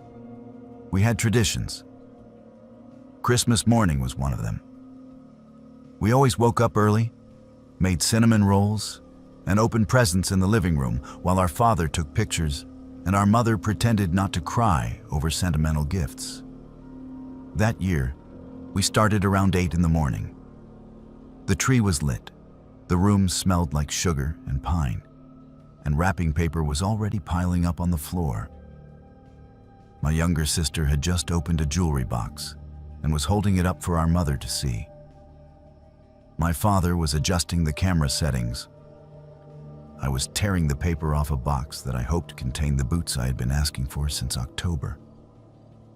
It was one of those perfect moments, the kind you see in commercials, warm and safe and completely ordinary. Then every radio in the house turned on at once. The kitchen radio, the alarm clocks in the bedrooms upstairs, the old boombox in the basement, my father's workshop radio in the garage. All of them simultaneously, broadcasting the same thing, not music, not static, a voice. It was a man's voice, deep and calm, with an odd accent I could not place. Southern, maybe, but not quite. Old-fashioned in the way he pronounced certain words, formal and careful. And he was talking about us. "Merry Christmas to the Harrison family," the voice said. "I hope you are enjoying your morning. I see the youngest has received the jewelry box. The pearls inside belonged to her great-grandmother, did they not?" My father dropped the camera. My mother stood up so fast she knocked over her coffee. We all looked at each other, frozen, listening. "And the middle child," the voice continued, "is hoping for boots. Black leather, size 7. They are in the box she's holding. I think she will be pleased." I looked down at the box in my lap. I had not opened it yet. I tore off the rest of the paper with shaking hands. Inside were the boots. Black leather, size 7. "The father is worried the camera batteries will die before he finishes taking pictures," the voice said. "They will not. He charged them last night, though he does not remember doing it." My father ran to the kitchen. We heard him yank the plug out of the wall. The radio kept playing. "That will not help," the voice said, almost gently. "I am not coming from the outlet." My mother grabbed the cordless phone and started dialing 911. Her hands were shaking so badly she had to try twice. She held the phone to her ear and waited. Nothing. No dial tone, no ringing. Just silence. "The phone lines are fine," the voice said. "But I would prefer you not call anyone just yet. I only have a little time, and I have been waiting so long to speak with you." My youngest sister started to cry. My mother pulled her close, wrapping her arms around her like she could shield her from the voice. My father came back into the room, his face pale, holding the kitchen radio. It was unplugged, the cord dangling, but the voice was still coming from the speaker. "How is this happening?" my father said, his voice cracking. "I have been here a very long time," the voice answered, as if it had heard him. "Watching, listening. I know this house better than you do. I know the creak in the floorboard outside the master bedroom. I know the loose tile in the upstairs bathroom. I know the way the light comes through the kitchen window at dawn." My father set the radio down on the coffee table and backed away from it. We all stared at it, this ordinary object that had become something impossible. "I know about the dog," the voice continued, and my mother made a small choking sound. "The golden retriever you had when you first moved in. Bailey. She died 3 years ago this past November. Cancer. You buried her in the backyard under the oak tree. The youngest still visits the spot sometimes." My sister was sobbing now. That part was true, all of it was true. "I miss her too," the voice said, and there was something in the tone, something almost sad. "She used to sleep in the hallway at night. I would watch her dream." "Who are you?" my father shouted at the radio. "What do you want?" There was a pause, a crackle of static, and then the voice came back, quieter this time. "I do not know anymore," it said. "I have been here so long that I have forgotten. I think I was someone once. I think I lived in this house, or maybe I died in it. The details are gone. But I remember Christmas. I remember the feeling of it, the warmth, the family. I do not have that anymore. So I borrow yours." "You have been watching us?" my mother said, her voice barely above a whisper. "Every year," the voice said. "Every Christmas morning. I watch you open your gifts. I listen to you laugh. I remember what it was like to be part of something. Just for a little while, I am not alone." My skin was crawling. The idea that something had been in our house, watching us, for years, and we had never known, made me feel sick. "Where are you?" I asked, my voice shaking. I do not know why I asked. I do not know if I wanted an answer. The voice paused again, longer this time, as if it was thinking. "Closer than you think," it finally said. "Further than you would believe." The room felt colder. I pulled my knees to my chest, suddenly aware of every shadow, every corner, every space where something could be hiding. "I do not mean to frighten you," the voice said. "I know that I do. I know that this is wrong, but it is the only thing I have left. One morning a year, I let myself be part of your family. I let myself pretend that I belong. You need to leave," my father said, his voice firm despite the fear in his eyes. "You need to leave us alone." "I will," the voice said. "I always do. When the time comes, I will go back to wherever I go, and I will wait another year. But before I leave, I want to say thank you. Thank you for letting me be here. Thank you for the memories." "We did not let you," my mother said, anger breaking through the fear. "We did not invite you. We do not want you here." The voice did not respond to that. Instead, it said something that made my blood turn to ice. "Merry Christmas, Harrison family. I will see you next year." And then, at exactly 8:34 in the morning, every radio in the house went silent. Not off. Silent, the static returned, the hum of electricity. And then, one by one, they switched back to their normal stations. Christmas music, news, weather reports. We sat there for a long time, not moving, not speaking. Finally, my father got up and checked every radio in the house. They were all functioning normally. He called the phone company, The lines were fine. He called the police. They came, took a report, asked questions we could not answer. They checked for signs of a break-in. There were none. They suggested it might have been some kind of pirate radio signal, a prank, a hacker. But they could not explain how it had come through radios that were not plugged in.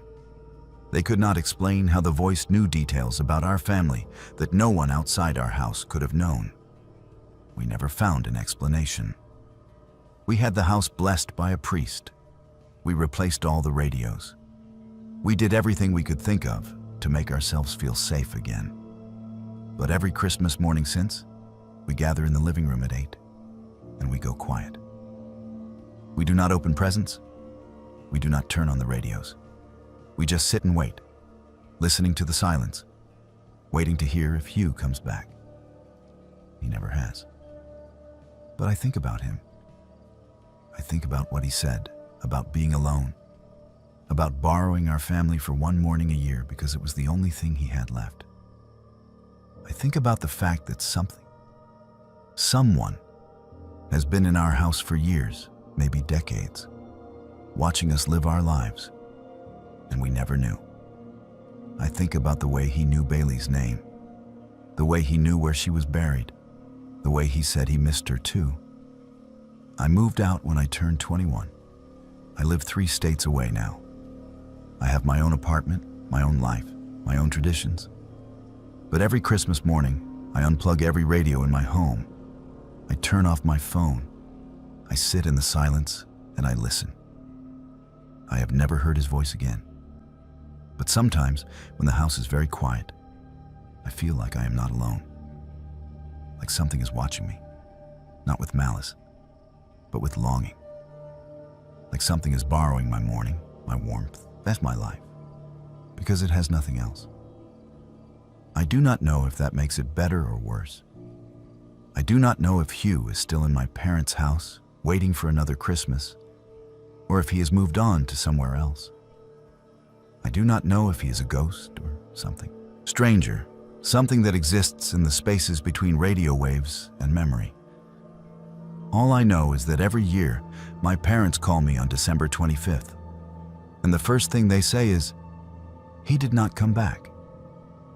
And every year, I do not know if I am relieved or sad, because part of me wonders what it would be like to be so alone that the only connection you have to the world is one morning a year, listening to a family that does not know you exist. Part of me wonders if that is not haunting. It is just loneliness.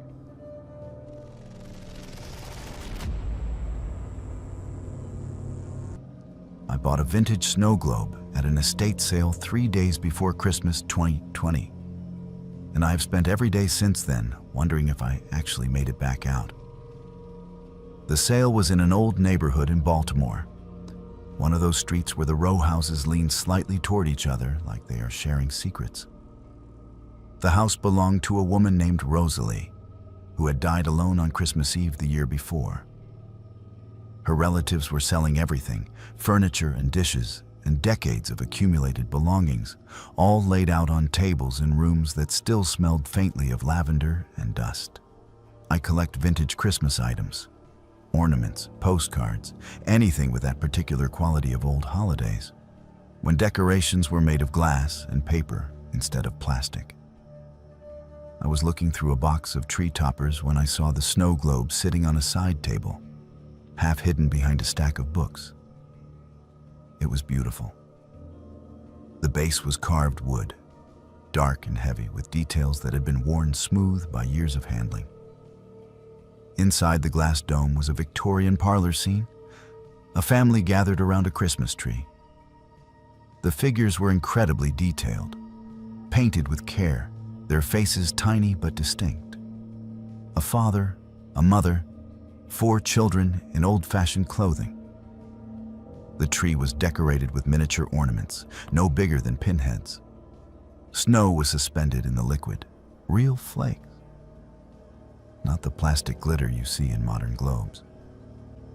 I asked the woman running the sale how much she wanted for it. She looked at it for a long moment, her expression unreadable. "That belonged to Rosalie," she said. It was the only thing she kept on display year-round. She never packed it away with the other decorations. "It is beautiful," I said. "She was not," the woman said. "Beautiful, I mean, or happy. I am her niece, and I only saw her smile once in my entire life, at my wedding. And even then, it looked like it hurt her." I did not know what to say to that, so I just waited. $10, the woman finally said. "Take it. I do not want it in my house." I paid and wrapped the globe carefully in newspaper. I brought it home and set it on the mantel in my living room, next to the garland and the candles. It looked perfect there, like it had always belonged. That night, I shook it. I do not know why. It is what you do with snow globes. You shake them and watch the snow fall. But the moment I tilted it, I heard something. A sound, faint and high-pitched. That might have been the liquid sloshing inside, or might have been something else. Something that sounded like screaming. I set the globe down fast, my heart pounding. I told myself it was water pressure, air trapped in the glass, something logical. But when I looked at the scene inside, the figures seemed different. The mother, who had been facing the tree, now seemed to be turned slightly toward the glass. Her mouth, a tiny painted dot, looked open. I did not shake it again that night. The next morning, I picked it up to examine it in better light. The figure had moved. I was sure of it. She was facing the glass now, fully turned away from the tree, and one of the children, the smallest one, was also turned. Both of them seemed to be looking out, their tiny faces pressed close to the inside of the dome. I took a picture with my phone. I do not know why. Maybe I thought I was going crazy and wanted proof. Maybe I just needed to document it. I set the globe back on the mantel and tried to ignore it. But I could not. Every time I walked past, I felt drawn to it. I would stop and stare, trying to see if the figures had moved again, trying to convince myself that I was imagining it. And every day, I would shake it. Just once, just to see. By the third day, all the figures were facing outward. All of them were pressed against the glass, their painted faces distorted by the curve of the dome, their mouths open in silent screams. I stopped sleeping. I could not. Every time I closed my eyes, I saw those tiny figures, trapped in their frozen moment, trying to get out. I became obsessed with the globe. I would sit in front of it for hours, shaking it over and over, counting the times. I do not know why I counted. It felt important. It felt like there was a number I was supposed to reach. 100? I had to shake it 100 times. I do not remember deciding that. It just became true, the way facts are true. I shook it in the morning. I shook it at night. I shook it during meals, during showers, carrying it from room to room because I could not stand to be away from it. On Christmas Eve, I reached 100. I shook the globe one last time, and the glass cracked. Not shattered, just a single thin line running from the base to the top of the dome. Liquid began to seep out, slowly at first, then faster, pooling on the mantel and dripping onto the floor. I tried to catch it, to stop it, but my hands would not work right. Everything felt slow and distant, like I was watching myself from far away. The room tilted, the lights dimmed, and then everything went black. I woke up on Christmas morning.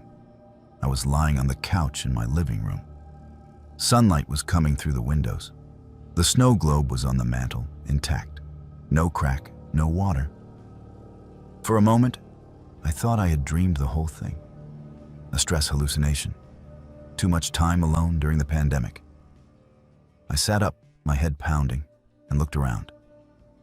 Everything was wrong. Not obviously wrong, just slightly off. The furniture was the same, but smaller, like I was seeing it from a strange angle. The colors were too bright, too saturated. The air felt thick, viscous, like I was moving through liquid instead of space. I stood up and walked to the window. Outside, I could see my street, my neighbor's house, the tree in the front yard. But I could not hear anything. No cars, no birds, no sound at all. I turned back to the living room and saw myself. I was sitting on the couch, holding the snow globe, shaking it slowly. My face was slack, my eyes unfocused. I looked like I was sleeping with my eyes open. I tried to call out, to scream, but no sound came. I ran to the couch, tried to grab my own shoulder, but my hand passed through. I was not there. Or I was there, but not in the right way. I looked at the snow globe in my hands, the version of me that was still solid, still real. And inside the dome, I saw the Victorian family. But there was a new figure now, standing at the edge of the scene, out of place in modern clothing. It was me. I was inside the snow globe. I blinked, and I was back in my body. Solid, real, sitting on the couch with the globe in my lap. My hands were shaking. I looked at the scene inside. The new figure was still there, a tiny version of myself, painted in miniature, standing among the Victorians. My mouth was open. My hands were pressed against the glass. I threw the globe across the room. It hit the wall but did not break. It rolled across the floor and stopped at my feet, as if it was asking to be picked up again. I did not pick it up. I grabbed a trash bag, shoved the globe inside, and took it out to the alley behind my building. I threw it in the dumpster and went back inside. I locked the door. I turned on every light. I tried to convince myself it was over. 3 days later, the woman from the estate sale called me. I do not know how she got my number. I had paid cash. "Do you still have the snow globe?" she asked. "No," I said. "I threw it away." There was a long pause. "That is a shame," she said. "I have another buyer, someone who wants it very badly. She says there is a way out if you are willing to let someone else take your place." I hung up. I did not ask who the other buyer was. I did not ask how she knew. I burned the trash bag before the garbage truck could take it. I watched the flames consume the globe, watched the glass crack and melt, watched the tiny figures inside blacken and curl. But sometimes, late at night, I catch my reflection wrong. In a window, in a mirror, on the black screen of my phone.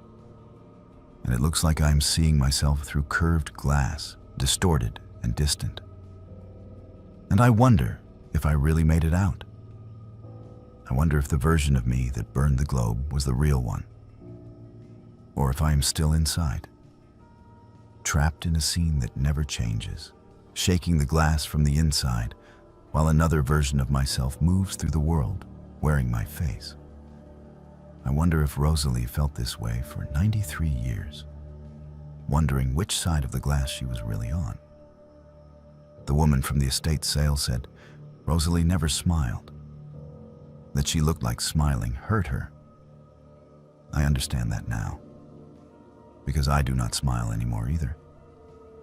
Every time I try, it feels like my face is made of painted porcelain, like if I move too quickly, I will crack. I moved apartments twice since then. I do not collect vintage Christmas items anymore. I do not celebrate the holiday at all. And I never, ever shake snow globes. But every Christmas Eve, I stand in front of a mirror and I look at my reflection, searching for proof that I am real, that I am on the right side of the glass. And every year, I am a little less sure. Because the thing about being trapped is that you do not always know when it happens. You do not feel the moment you cross from one side to the other. You just wake up one day and realize that the world feels wrong, that you feel wrong, that you have been performing your own life instead of living it. Maybe I made it out. Maybe I am still inside. Maybe there is no difference anymore. All I know is that somewhere, in a dumpster or landfill or another estate sale, there is a snow globe with a tiny figure inside that looks exactly like me. And if someone buys it, if someone takes it home and shakes it 100 times, I wonder what will happen. I wonder if I will finally know which side of the glass I am really on, or if someone else will take my place and I will be free. But freedom, I have learned, is just another word for forgetting which prison you are in.